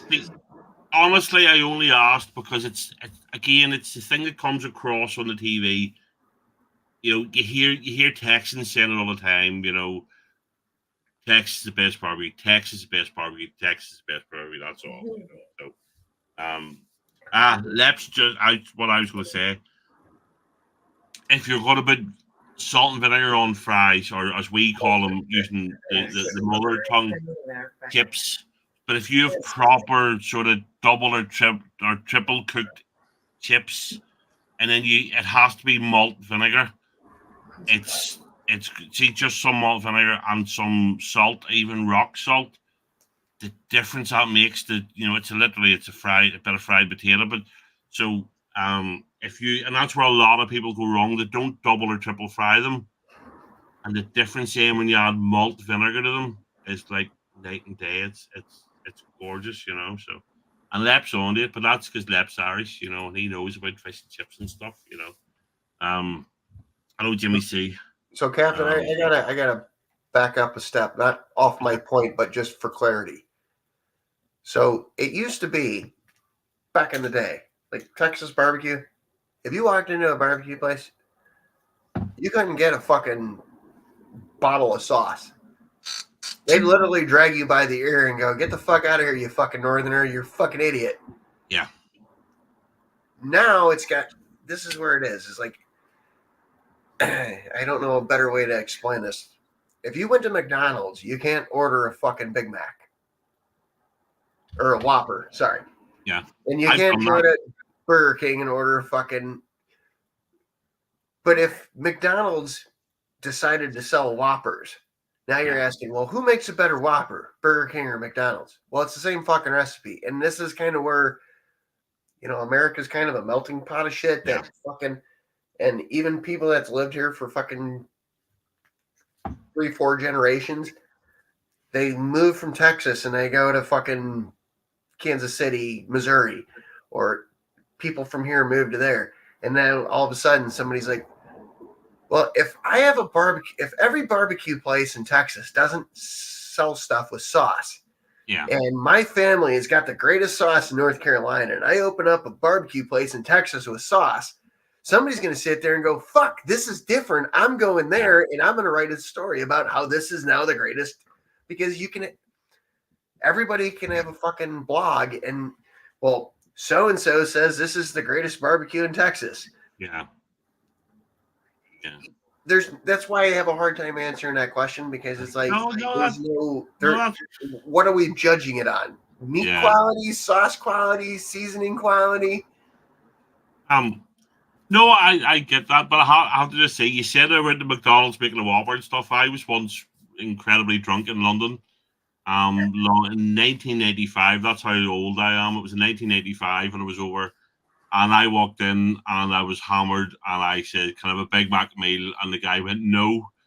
I says, "What do you mean, no?" He says, "Because we don't do Big Macs. This is Burger King." You know, I was so drunk. That's awesome. I know, okay. Could have a Whopper then. I was reminded of that the other day. I don't know, because I was called an idiot, and that was the example. It was through having an idea, but I've done that, you know. Stupid, but okay. So something a bit more silly. So, what is your favorite conspiracy theory? Now, it doesn't have to be one you believe. Because I don't believe many of them, but I love reading about them. So, just which one is your favorite? Which one do you hear and you go, I like that? I mean, is it the JFK? Is it the aliens at Roswell? Is it the, whatever? Be the flat I Earth. knew this was coming. I just have been fence sitting here. See, you don't have to believe it. If you say it's the flat Earth thing, I'm not going to laugh at you because it's stupid. So it's the theory, it's the conspiracy theory itself, not the belief in it, if that makes it easier.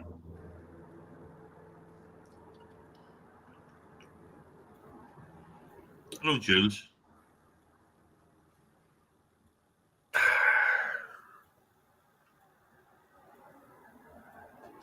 So, like, the JFK thing fucking gets to me, like, makes sense, but at the same time, like, we talk about things like, we watch fucking TV shows, Criminal Minds, all this, and they've got the ballistics, and they've got this, and they've got that. So, hey, Bobby. I need a new drink. Like, you can read, there's enough film footage that you could fucking pull all this, and you go, well, there wasn't a second, third shooter. Like, but I don't understand why those, I guess I'm going to answer this way. Why do the conspiracy theories never fucking die? We have enough technology today to sit there and go, we can rewatch the video from 3 different angles. Yeah. We can slow-mo this shitty fucking 72p video or whatever. I'm not a fucking camera nerd. Yeah. But why do they never die? Is it just because we don't want to solve it, or we don't want to? Maybe that is my new conspiracy theory, that we can't fucking end these conspiracy theories. Because, like, I don't sit there and get hung up. Like, I jokingly said, like, I want to kill Jimmy Hoffa so I know where he's fucking buried. Yeah. Like, I don't get into that, but at the same time, I sit there and I go, we're in 2024. We have cars that drive themselves. We don't order from fucking human beings anymore. It's a kiosk. Blah, blah, blah, blah, blah. How is it that we have these Area 51? Well, the aliens work. And why is there not aliens being stored in fucking Ireland, England, fucking Africa, fucking everywhere else? Yeah. See, I think the problem is, so we have it's a very Northern Irish saying here, but if somebody's being contrary just for the sake of it, or 2 people that just don't get on, we would just say that they couldn't agree on the colour is shite. You know what I mean? And I think you have that now. You've got people now. You've got people that could be outside and see something with their own eyes and walk in and go, I don't believe that. You've got people now that won't believe anything. They believe everything's a cover up, everything's a conspiracy, and I think that's why. And it's one thing Trump did promise to release the JFK files, and didn't. And Michael Malisoff, wanted to ask him one night. He says that was one of the reasons he voted for him. I wanted those files opened, but even as president, there's files in there that he couldn't release, which just fueled the thing more. But I think that's part of the problem. People, especially at the minute, people just won't agree on anything. People will just, you could turn around and go, look, the sky's blue out there, and you're going to have some fucker, looking here, putting in the comments, it's probably going to be PC going, no, the sky's actually purple, or be Blake because he's colorblind and stupid. But you know what I mean? People just can't believe it, can't agree on anything anymore, and I think it's getting worse. So that's why a lot of the conspiracy theories are just will rumble on forever. So I want to create my own conspiracy theory here on your show. Okay, go for it. And I'm not going to say I'm the first person to bring this up. In life, not on your show. Okay. And I can only talk in America. Yeah. The president, in my viewpoint, has very limited powers. Not limited powers because of the Senate and the House of Representatives. I'm saying there's too many people behind the scenes that have been in the government for fucking 50 years that you can sit there and go, I'm voting for this guy and this is what we're going to do. And even if he wanted to do that, he's got so many handcuffs on him that if the people that are the maids and the butlers in the White House have been there for fucking 3 generations. Yep. And I'm not calling it nepotism, but I don't know what else to call it. And now you've got the people that are in charge of, you watch a presidential debate and you're like, President X, or Candidate X, what do you think of this? President Y, what do you think of that? Neither have been president. And you're like, well, this is what we're going to do. And the answer is really, you got all these generals and this, that, and the other. They're going to sit you down in a room and they're going to go, listen, if you do this, we're fucked. Yeah. You are going to disrupt the pot so fucking hard. Like, here's what you can go 3 inches this way, you can go 3 inches that way. Outside of that, you can't fucking, or else you're in dictator mode one way or another. But you're right, but that's the proverbial deep state, and every country has it. We have the ridiculous situation that in the UK, some of the top civil servants are threatening to go on strike if the UK keeps selling missiles and stuff to Israel. They're civil servants. They're not elected officials. They work, and a lot of us just go, well, just sack them. They don't dictate what this country does. They're civil servants, and every country has that deep state to a degree. So, but it's a me. So I've been thinking of this for a couple of days. So I like following the culture stuff. I like following. I'm very interested in politics. The American politics, I love it. When Joey has a libertarian on, I was torturing him with questions. But it occurred to me, right? So, back when you made the really drastic error, which was to leave the empire, back in, when you started the revolutionary spat that we had back in the day when we weren't friends, it occurred to me to ask somebody, what powers does the president have now that, how do you word it? I had this in my head, but I've had too much whiskey. So King George used, rightly or wrongly, went, "You're a tyrant. We don't want to know. We want to self-govern." But when you look at what's going on now in America, the way they've weaponized the DOJ and all the rest of it, so how do the powers that King George had over America back in the 1770s compare to what Joe Biden has and is exercising now? And that really, just the last couple of days I've been thinking about that. I can't answer it. I'm not knowledgeable enough to answer that, but it just re-entered my head there when you were saying that, I'd like somebody smarter than me to answer that. So what power, so you cast off the tyrant King George,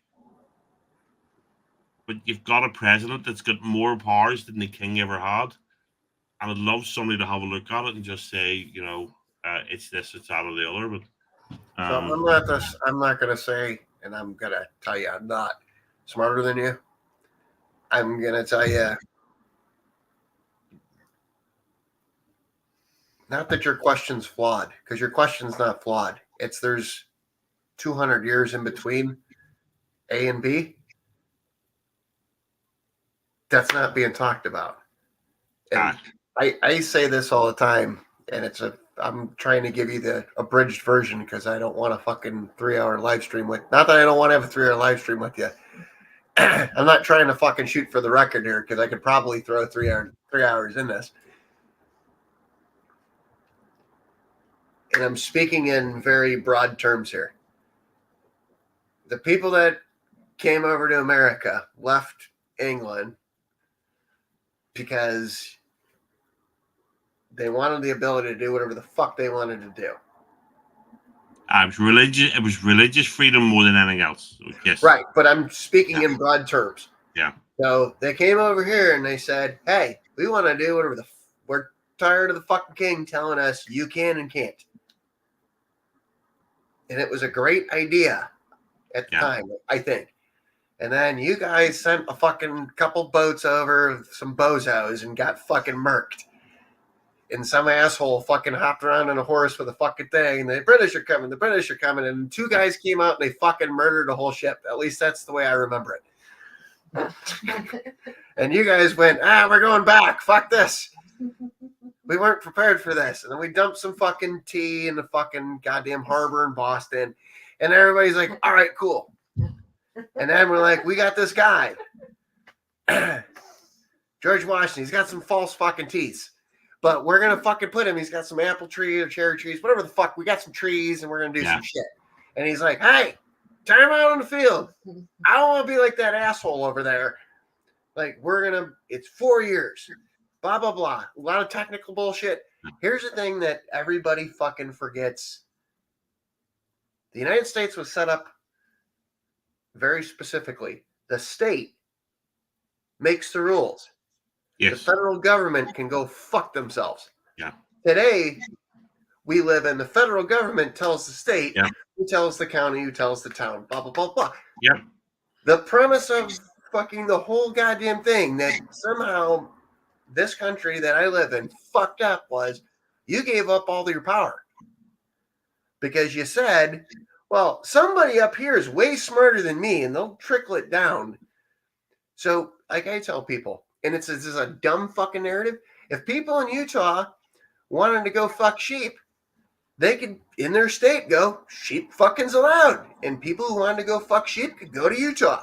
If people wanted to fucking smoke crack in Colorado, and Colorado made crack smoking legal, back in the day, originally, that's the way this was set up. You find a home where you're happy.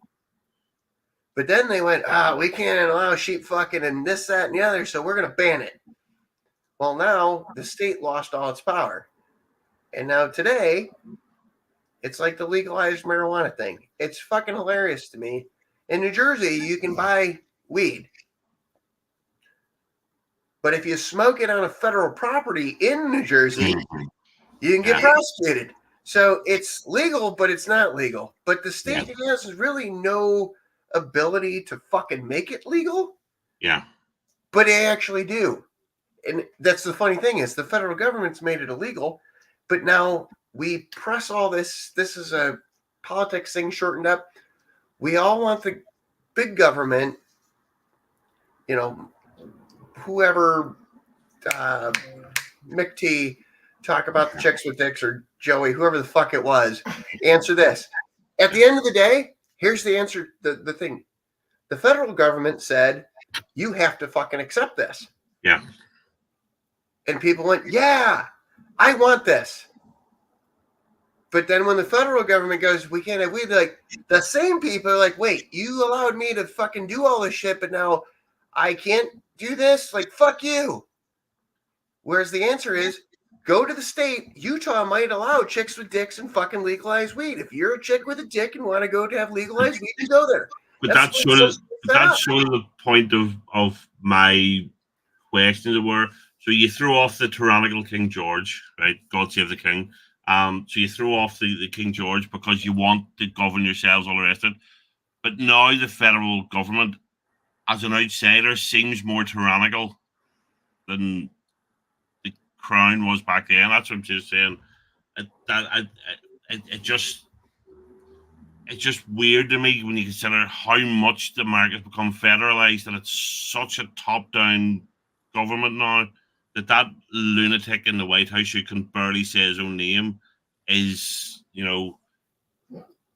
states are supposed to have their own rights in states. So that's it's federalized government for a reason. It's states, but well, the thing is, at the end of the day, it boils down to money, and we can look at this in a very simplistic form. Back in the 70s, the states could decide. Not they couldn't decide, but 18 was the drinking age. And Louisiana was the last fucking holdout that would not take federal money. I believe it was Louisiana. Or Texas. I think it's Louisiana. Was the last one who it was 18. You could still drink. In the rest of the country, you couldn't. But the federal government said, we're not giving you interstate money. Fuck you. And they're like, okay, it's 21 now because we need these billions, or at that time, millions of dollars of stuff. Yeah. And it's a fucking stronghold. But at the end of the day, I've had this conversation with people, and they're like, and I explained to them, if we could go back, and then people are like, oh, so you want to go back where black people were slaves, women couldn't vote? No. Like, you fucking stop taking the fucking extremes. But if every state could decide what's legal, you could just go where you wanted to. There's 50 states. You could decide, I like Washington. They're 99% on board with me. And the answer that everybody gives is, well, if that was the way it was, how the fuck do I afford to go to Washington? Well, figure out a way if that's so important to you to do that then. Yeah. But the answer isn't the federal government says, here's what everybody gets to do. And you fucking alienate everybody else's rights because you're fucking pigeonholing everybody into things that they don't necessarily agree with, but it's like the fucking anything. Well, I'm a senator or a House of Representatives and I want to build a bridge to fucking here. And if you guys all vote for this bill, I'll fucking build you a pothole fucking plant and whatever the fuck. It's stupid. It's all hand jobs. Write that down. It's all hand jobs. See, Joe and I agree in this. This is definitely a repeal of 19th, moment because women ruined America. Women, as soon as they got the right to vote, the first thing they did was vote for the cutest president, which was stupid because women are stupid and they're dizzy and they're all the rest of it. I'm not married, so I can say it. I'm not going to get slapped. But the federal income tax came in as a trade-off for prohibition because the government needed the tax revenue from the alcohol. And what they said was, we'll ban the alcohol, but we need to replace it with some other revenue stream. So they brought in the federal income tax to replace the alcohol, or the tax that was on alcohol. So it's women's fault, so. Boys and women's fault. That's where you guys fault too. Blame the women. That's why you need to be on the show next. Oh, I'm so Captain, I just got her signed up. She doesn't want 21 questions. She wants 21 questions on how women fuck things up. It is signed up for you, mate. It's our fault. It absolutely is. You're right, Bobby. It's our fault. We, instead of keeping you in the kitchen or the bedroom where you're supposed to be, we let you in the workplace and we let you vote, and we ruined it. So yes, we'll hold our hands up to that. You're cute. I'm not even. That's funny. Yeah. Funny. Right. We're getting to the last question. We got to focus. No, you're not. Yeah. It's +1. I know, but 20 is the You have official. 2 more. Yeah. So 20, it's the one we always finish on. So what one thing from your childhood do you regret your children not having or doing?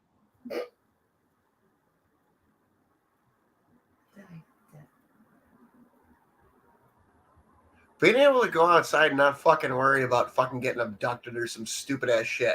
Like I used to ride on my bike and fucking, as long as the goddamn street light wasn't on, my mom didn't fucking bitch at me. And I wasn't getting shot, murdered, and nothing else. I love. Yeah, And I was 10 miles outside of Chicago, which was still in the murder capital of the fucking world back in the day. yeah. Look, I everybody gives a variant of the same answer, and that worries me that everybody says the same thing.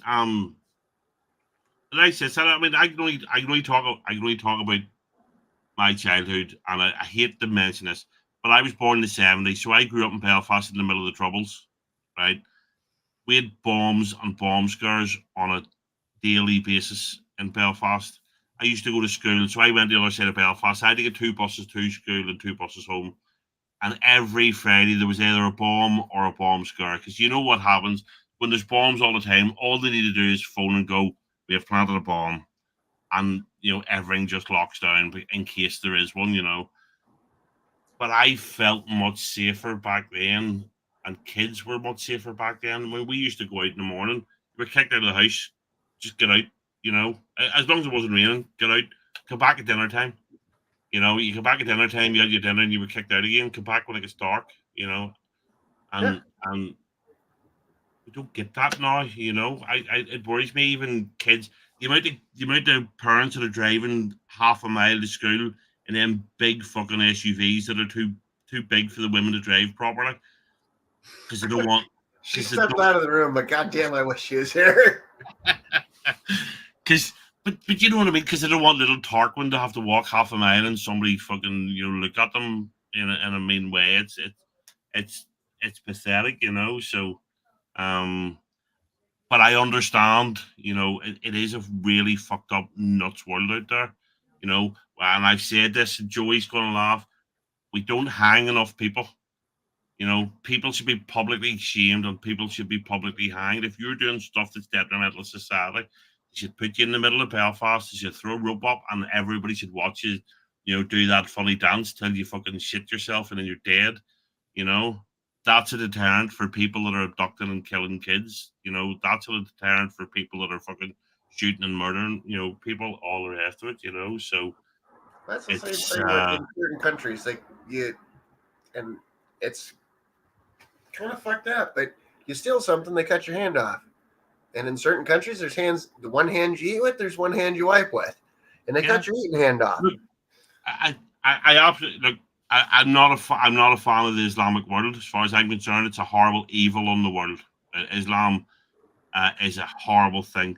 But you go to Saudi Arabia, and there's so many stories with people that accidentally leave their phones or their laptops in an airport, and they go back 3 days later and it's still sitting there because nobody steals.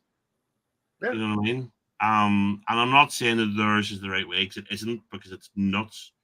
Well, I believe that what you're saying is, I agree with you.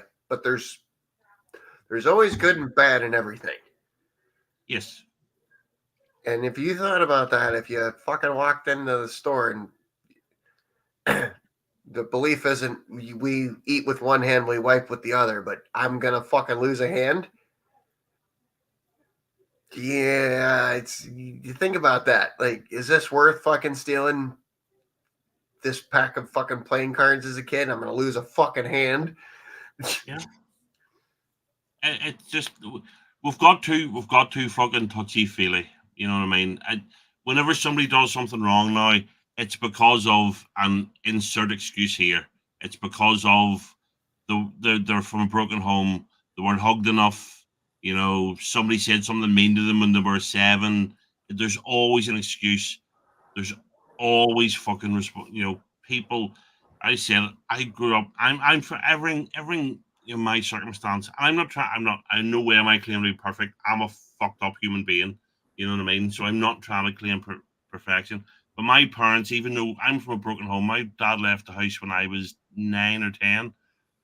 But I was taught right for wrong, right from wrong. Sorry, I was taught to respect authority. I was taught to be polite and stuff to elders and all the rest of it. I was taught not to steal. I was taught not to all this shit, and it doesn't happen now. And I say because instead of just why did you do it? When I'm autistic or I'm ADHD or I'm whatever fucking nonsense, they say insert excuse here. It's because I'm this, that, or the other. I hate that. we can all decide if we're raised properly what's right or wrong, and I think that's sadly lacking. And I one of the things we need to do is when people are allowed to make mistakes. So I don't want to hang everybody, but enjoy things that I do. I want to hang repeat offenders, and I want to make it public, and I want to make it a deterrent. And I also think prison needs to be harsh. The amount of people you've seen the videos of people in prison now, and they've got fucking laptops, and they've got fucking you know TVs and all in their cells. It shouldn't be like that. They should be in a dark room for 23 hours a day and brought out to walk around in the bright sunlight for an hour and then put back in again. You know what I mean? Prison's supposed to be a deterrent, and we miss all that. Right. I'm not quite sure how I would off on that rant. Apologies, I didn't mean to do that. So, Yeah, you're right. um, but right, okay. So the plus one that we always end it is, what's the single best piece of advice you can share with the world? I'm going to piggyback on what you said just now and reading in the chat. Okay. There used to be a thing back in the day called personal responsibility or personal accountability. And without, like, that used to be the guiding compass of, like, if I do this, the brain thought before the actions happened. If I do this, these are the consequences and repercussions. If I go to the store and I buy a banana, I'm going to have more vitamin, whatever the fuck. But if I go to the store and I steal this banana and I get caught, even at a minimum as a kid, you sat there and you went, my dad's going to fucking kick the, not kick, whatever the fuck. I don't, you get put in, I don't know how the fucking world works. You got put in timeout, you got a fucking belt, your dad kicked the shit out of you, fucking shoved your head in the fucking toilet, wherever the fuck you grew up. But your brain, if you had any consequence other than don't do that again for the 3,000th time, you sat there and you went, fuck, I don't want that to happen. And before Yeah. you did something, you thought about that and you said, this is what's going to happen if I get caught. Yeah. That doesn't happen today. It's Yeah. I agree. I'm not It's saying it doesn't definitely, happen. It happens 90% less than it used to. yeah.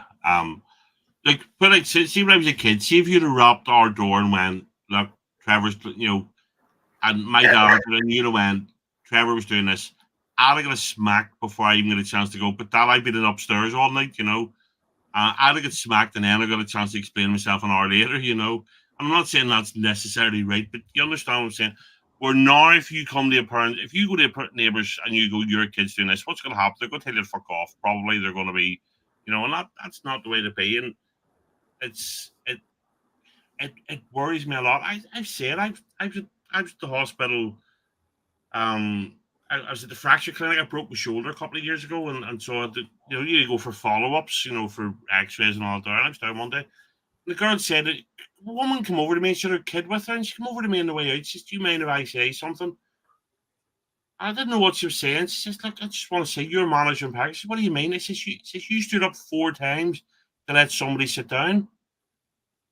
And I was shocked that she was shocked that just because I had manners, and that just, American moment, I went, that's nuts.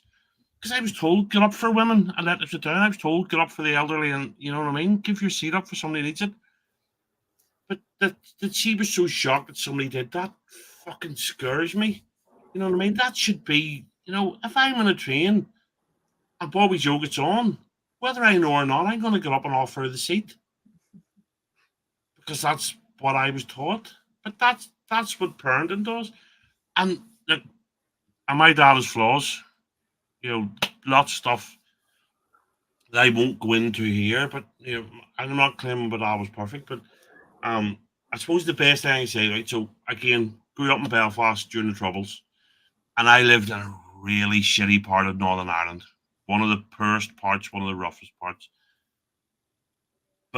But my dad always said to me, so I have two brothers, and he told us, and he meant it. My dad said, if any of the three of us joined the paramilitaries, he would kill us. And I don't mean punches, he'd kill us. Because my dad grew up in when it was real, my dad worked in a shipyard and all that there, and he just told us if you join the UDA, the UVF, or whatever, he says I'll kill you, and he meant it. And because he told that to us, none of the three of us, none of the three of us were stupid enough to do it anyway. But he just told us, "I'll kill you if you do this," And that's what parents need to be firmer now. So, but anyway, so the last thing I always ask before we go off, I've got more than a few at the ask. We'll go through some of them if you have time. So I always finish with, if you one thing you want to ask me, you don't have to. God, I actually had one. God damn it! At a level of 1 to 10, this is a 2-part question. Okay. How bad do you want to have Ski Girl yet? No. Absolutely. I'd love to have her on the show. Any numbers, my friend? No. 10. We're just 10. like, I don't know. 10. You got 10. You're in. You got voluntold. Whoop! But only if she wants to do it. See? No, I'd love I didn't get to that have her option. on. I didn't get that option. He's a nice gentleman. So I actually do. It's not a question. Okay. And it's not at this moment. Because I think you need to think about it and figure out how to do it. You might have to move some stuff. Okay. I have been so fucking, and I know we talked before the show. I've been so curious of this room. Not just what I see now. And what I'm saying is I'm saying make this a separate video. Okay. Put away what you got to put away. I know BC's fucking already got some shit. Like he's got a bag of dicks and fucking whatever the fuck, sex toys. Fucking McTee's like, oh, there's piss flaps everywhere. But like, it's one of those things when you see somebody that has I know it's not a studio setup. It's fucking, I know what I know, and I'm not fucking talking outside of my window of ability. People love seeing that, and I think it would be like, I remember watching until you told me what I'm looking at, which a lot of people don't know. Why this slope? Where the fuck are we? Yeah. And it'd be a fucking cool thing. Because I've told Bobby, I'm like, or Ski Girl, like, what is this, some fucking weird angle? I don't know what I'm seeing here, but now that you told me, I know. So for everybody, so this is what we call a dormer roof. So this is my bedroom. So basically we have a 2-story house. So it's a 3-bedroom house. Although we have converted, the people before us converted over the guides and created a wee room. So, but this is the actual roof of my house. So this is a roof light. So that's why you can sort of just slightly see the skyline of Belfast, because we're quite high up where we are. So if our house is like that, we're in this bit of it here. That's why the roof's sloped. So it means you can have a reasonable sized room, but the sacrifice is you lose some of it for slope. So I mean, my bed's over there. Let's see, I've never done this before, but let's see. So there's my bed with all the stuff through on it, because normally it sits here. There's the wall. There's where I used to sit when I first joined JVs. I used to sit over there. That bag's got my laptop for work, because I was working from home today, so my laptop's in it. So that's all my books and shit like that there. And there's there's my hi-fi, and there's some shelves with stuff on it, So so that's where we are, So Captain, since you're go back to where you're pointed. Okay. No, not you. I mean, I like you, but go back to that bookshelf looking thing. What's on the right side? It looks like there's a sign. Oh, that's an AC/DC poster for a concert. Okay. It's a metal plate. It was a present, and I've loads and loads of books on there. I used to be an avid book reader, not so much these days because I'm old and I'm stupid. Although I did sit the other night for the first time in ages. I come up and I went, I'm not going to put Netflix on. I'm not going to do anything. I literally made myself comfortable in the chair. I put my feet up. I poured myself a whiskey, and I'm sitting. I'm reading Dracula at the minute. Of a lovely. Might as well show you some. Talking about it. I was bought a lovely leather-bound edition of Dracula. Ooh, that looks cool. Yeah, so the silver leaf and stuff. So, and I sat the other night for the first time in ages, and I sat my feet up and I poured a wee 12-year-old single malt whiskey, and I sat in a red for a while, and it was fantastic. I'm being laughed at, aren't I? Yep, yeah. It's BC's last comment. Yeah, I know. We do tend to just ignore him. Canadians don't count. Canadians are. I'm not going to say something too rude, but it's not an attic. It's a dormer roof. You have to remember we're only a small country. See, we're only 6 counties, right? So you've got cities bigger than Northern Ireland. So Captain, all you got to tell BC is that he doesn't live in America's attic. He lives in America's dormer. Yeah. See, Canadians just don't count, so let's see. I'm just trying to see where I was getting fucking mocked. There's 10 people, 3 street lights, and fucking a goddamn gajillion trees up there. Yeah. But I do have an actual proper attic, so but this is but the way we build a lot of our houses, it's called a dormer house, it's a dormer roof. So it just means we just don't have the space that America does. Because Joey couldn't believe how small. But you have another level above you? As the attic, yeah. See, so this is the roof. So there is, so obviously it goes up to a point. So there is a bit that's an out and out attic for storage and stuff like that. And okay, so like the house that we live in, her daughter lives in the story above this, which is like where you're at, but there's nothing above it. It's literally that. Right. But this elbow of the T goes down basically kind of like yours, but almost all the way to the floor. Yeah. No, well, you got to be in the middle to stand up. Yeah, so we have a normal bottom floor, so there's where my roof starts there, and that's where the angles where the roof tiles and that are, and then so this is where a lot of the bedrooms are built into, and then there is a proper attic up there, which is something we're working on because I've got leaks, but I can't get them fixed till the fucking rain stops. So,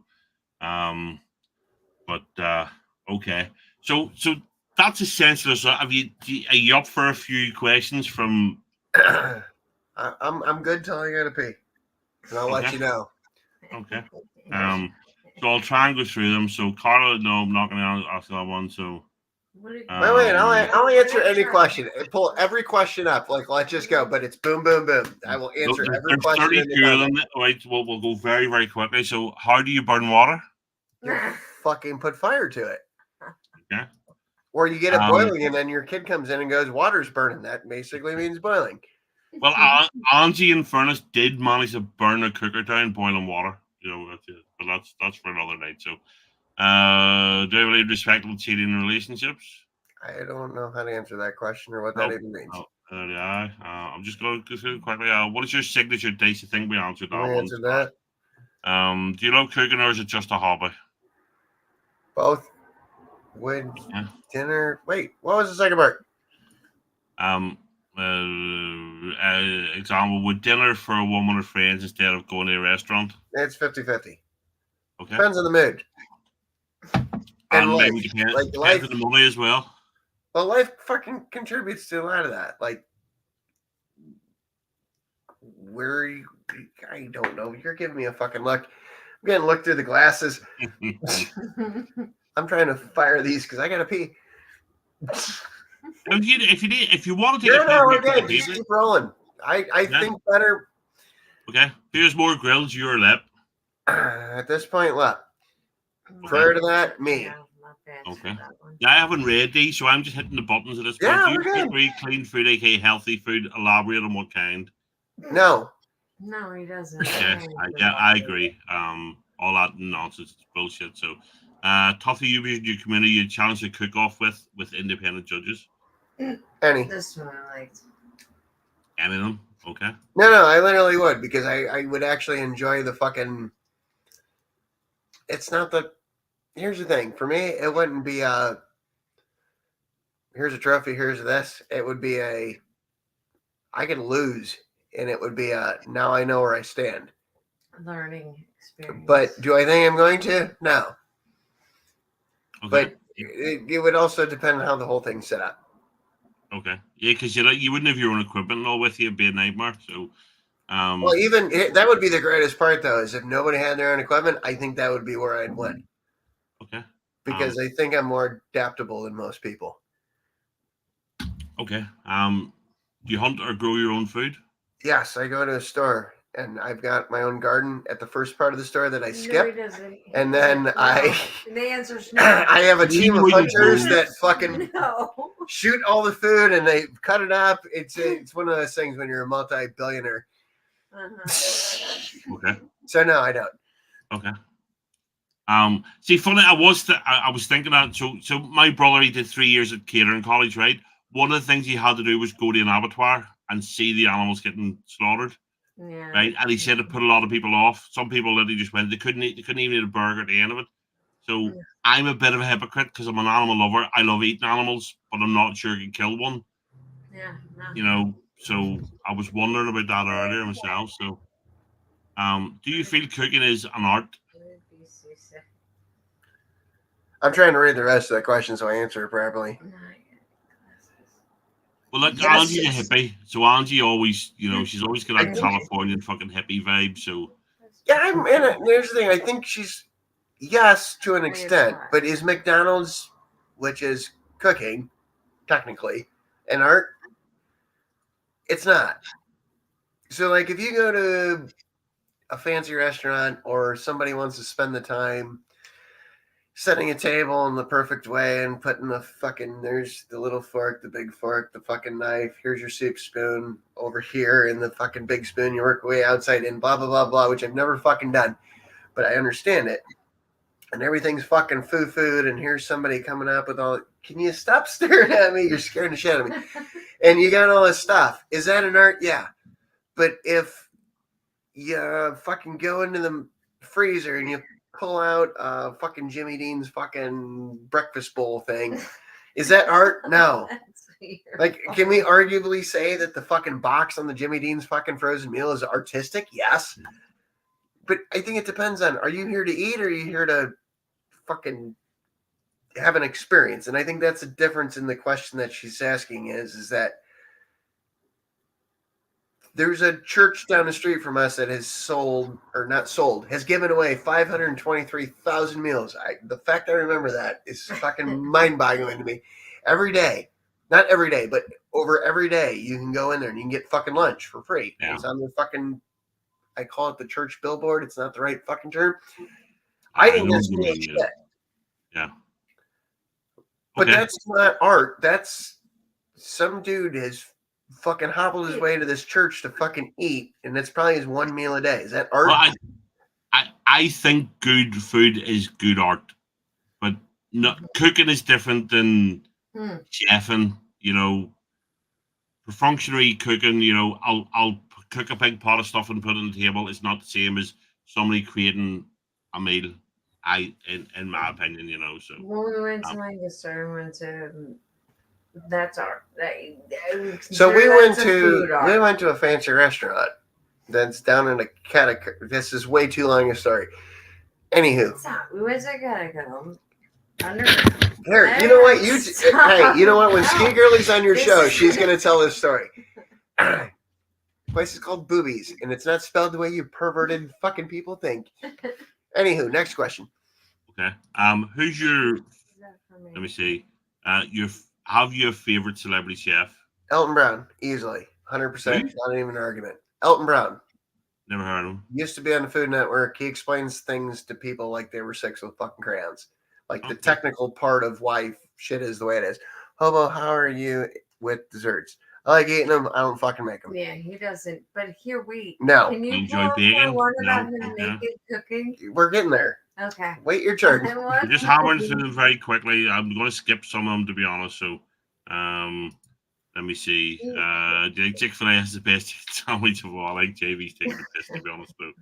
I don't get chicken sandwiches. I get the nuggets. I have to ask this just because, or I have to answer this because she's gonna fucking be mad at me. She asked something about cooking fucking food naked. Miss Piggy. The answer is no, but we have a bet, or not a bet, like a fucking thing, because there's a song called "11 You Like Frying Bacon Naked." Just don't fucking something the balls. I can't remember. Don't burn the sausage. Something. Anywho, it's happening. We'll get there. Next question. You ever cooked roadkill? No, never touched it. Never even picked it up. Never even. How do you unwind after a stressful day? Drink bourbon. Okay. Let's see. I'm just literally skimming through. Have you favorite cookware or cooking appliances? No, it's all the same. I mean, there's stuff that's better quality, but learn how to fucking cook with what you got. It's not that complicated. Don't. It's nothing better than the other quality. Don't. A poor tradesman blames his tools, so I agree with you. Cost carried for good healthy food. Since I was studying health and cooking myself, because was doubled. Stop being a hippie is what I would say, and eat proper food. All things in moderation is how I would answer that one. But I literally just hired a spokesman for myself. I don't even have to answer my own questions. I love answers. I like your question. I don't think it applies to this. Oh, fucking Captain answered it. I don't even need to answer my question. Next. Let me see. I got an advocate. Oh, get me on here. Did you see Scotty? He was yelling on the ground doing the cook. We don't have children together. We don't have grandchildren together or separate. Right, we'll move on then. Can you cook Southern comfort food? Elaborate. Like I Wait, I don't. You made me a Southern comfort food.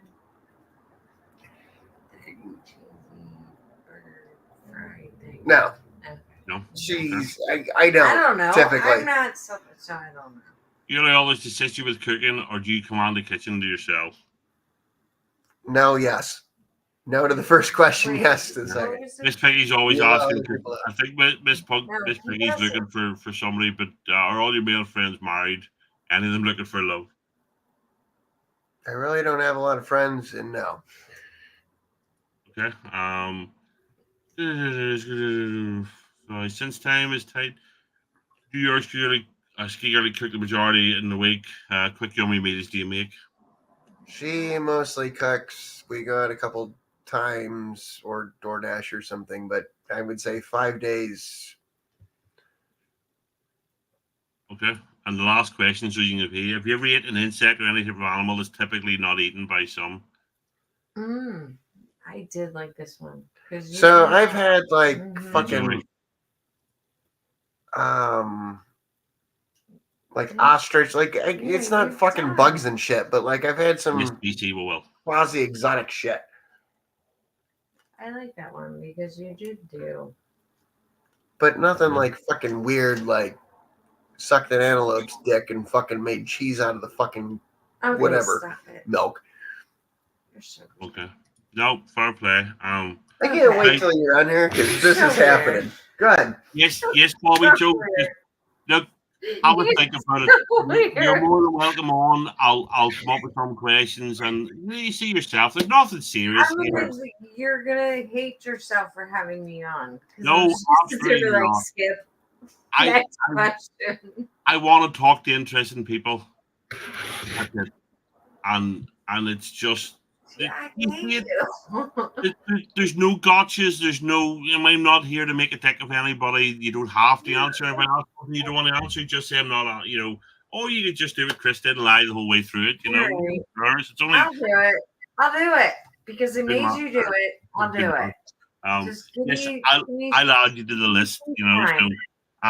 So thank you so much for doing this. Okay. She's available next week, Captain, if you don't have anybody.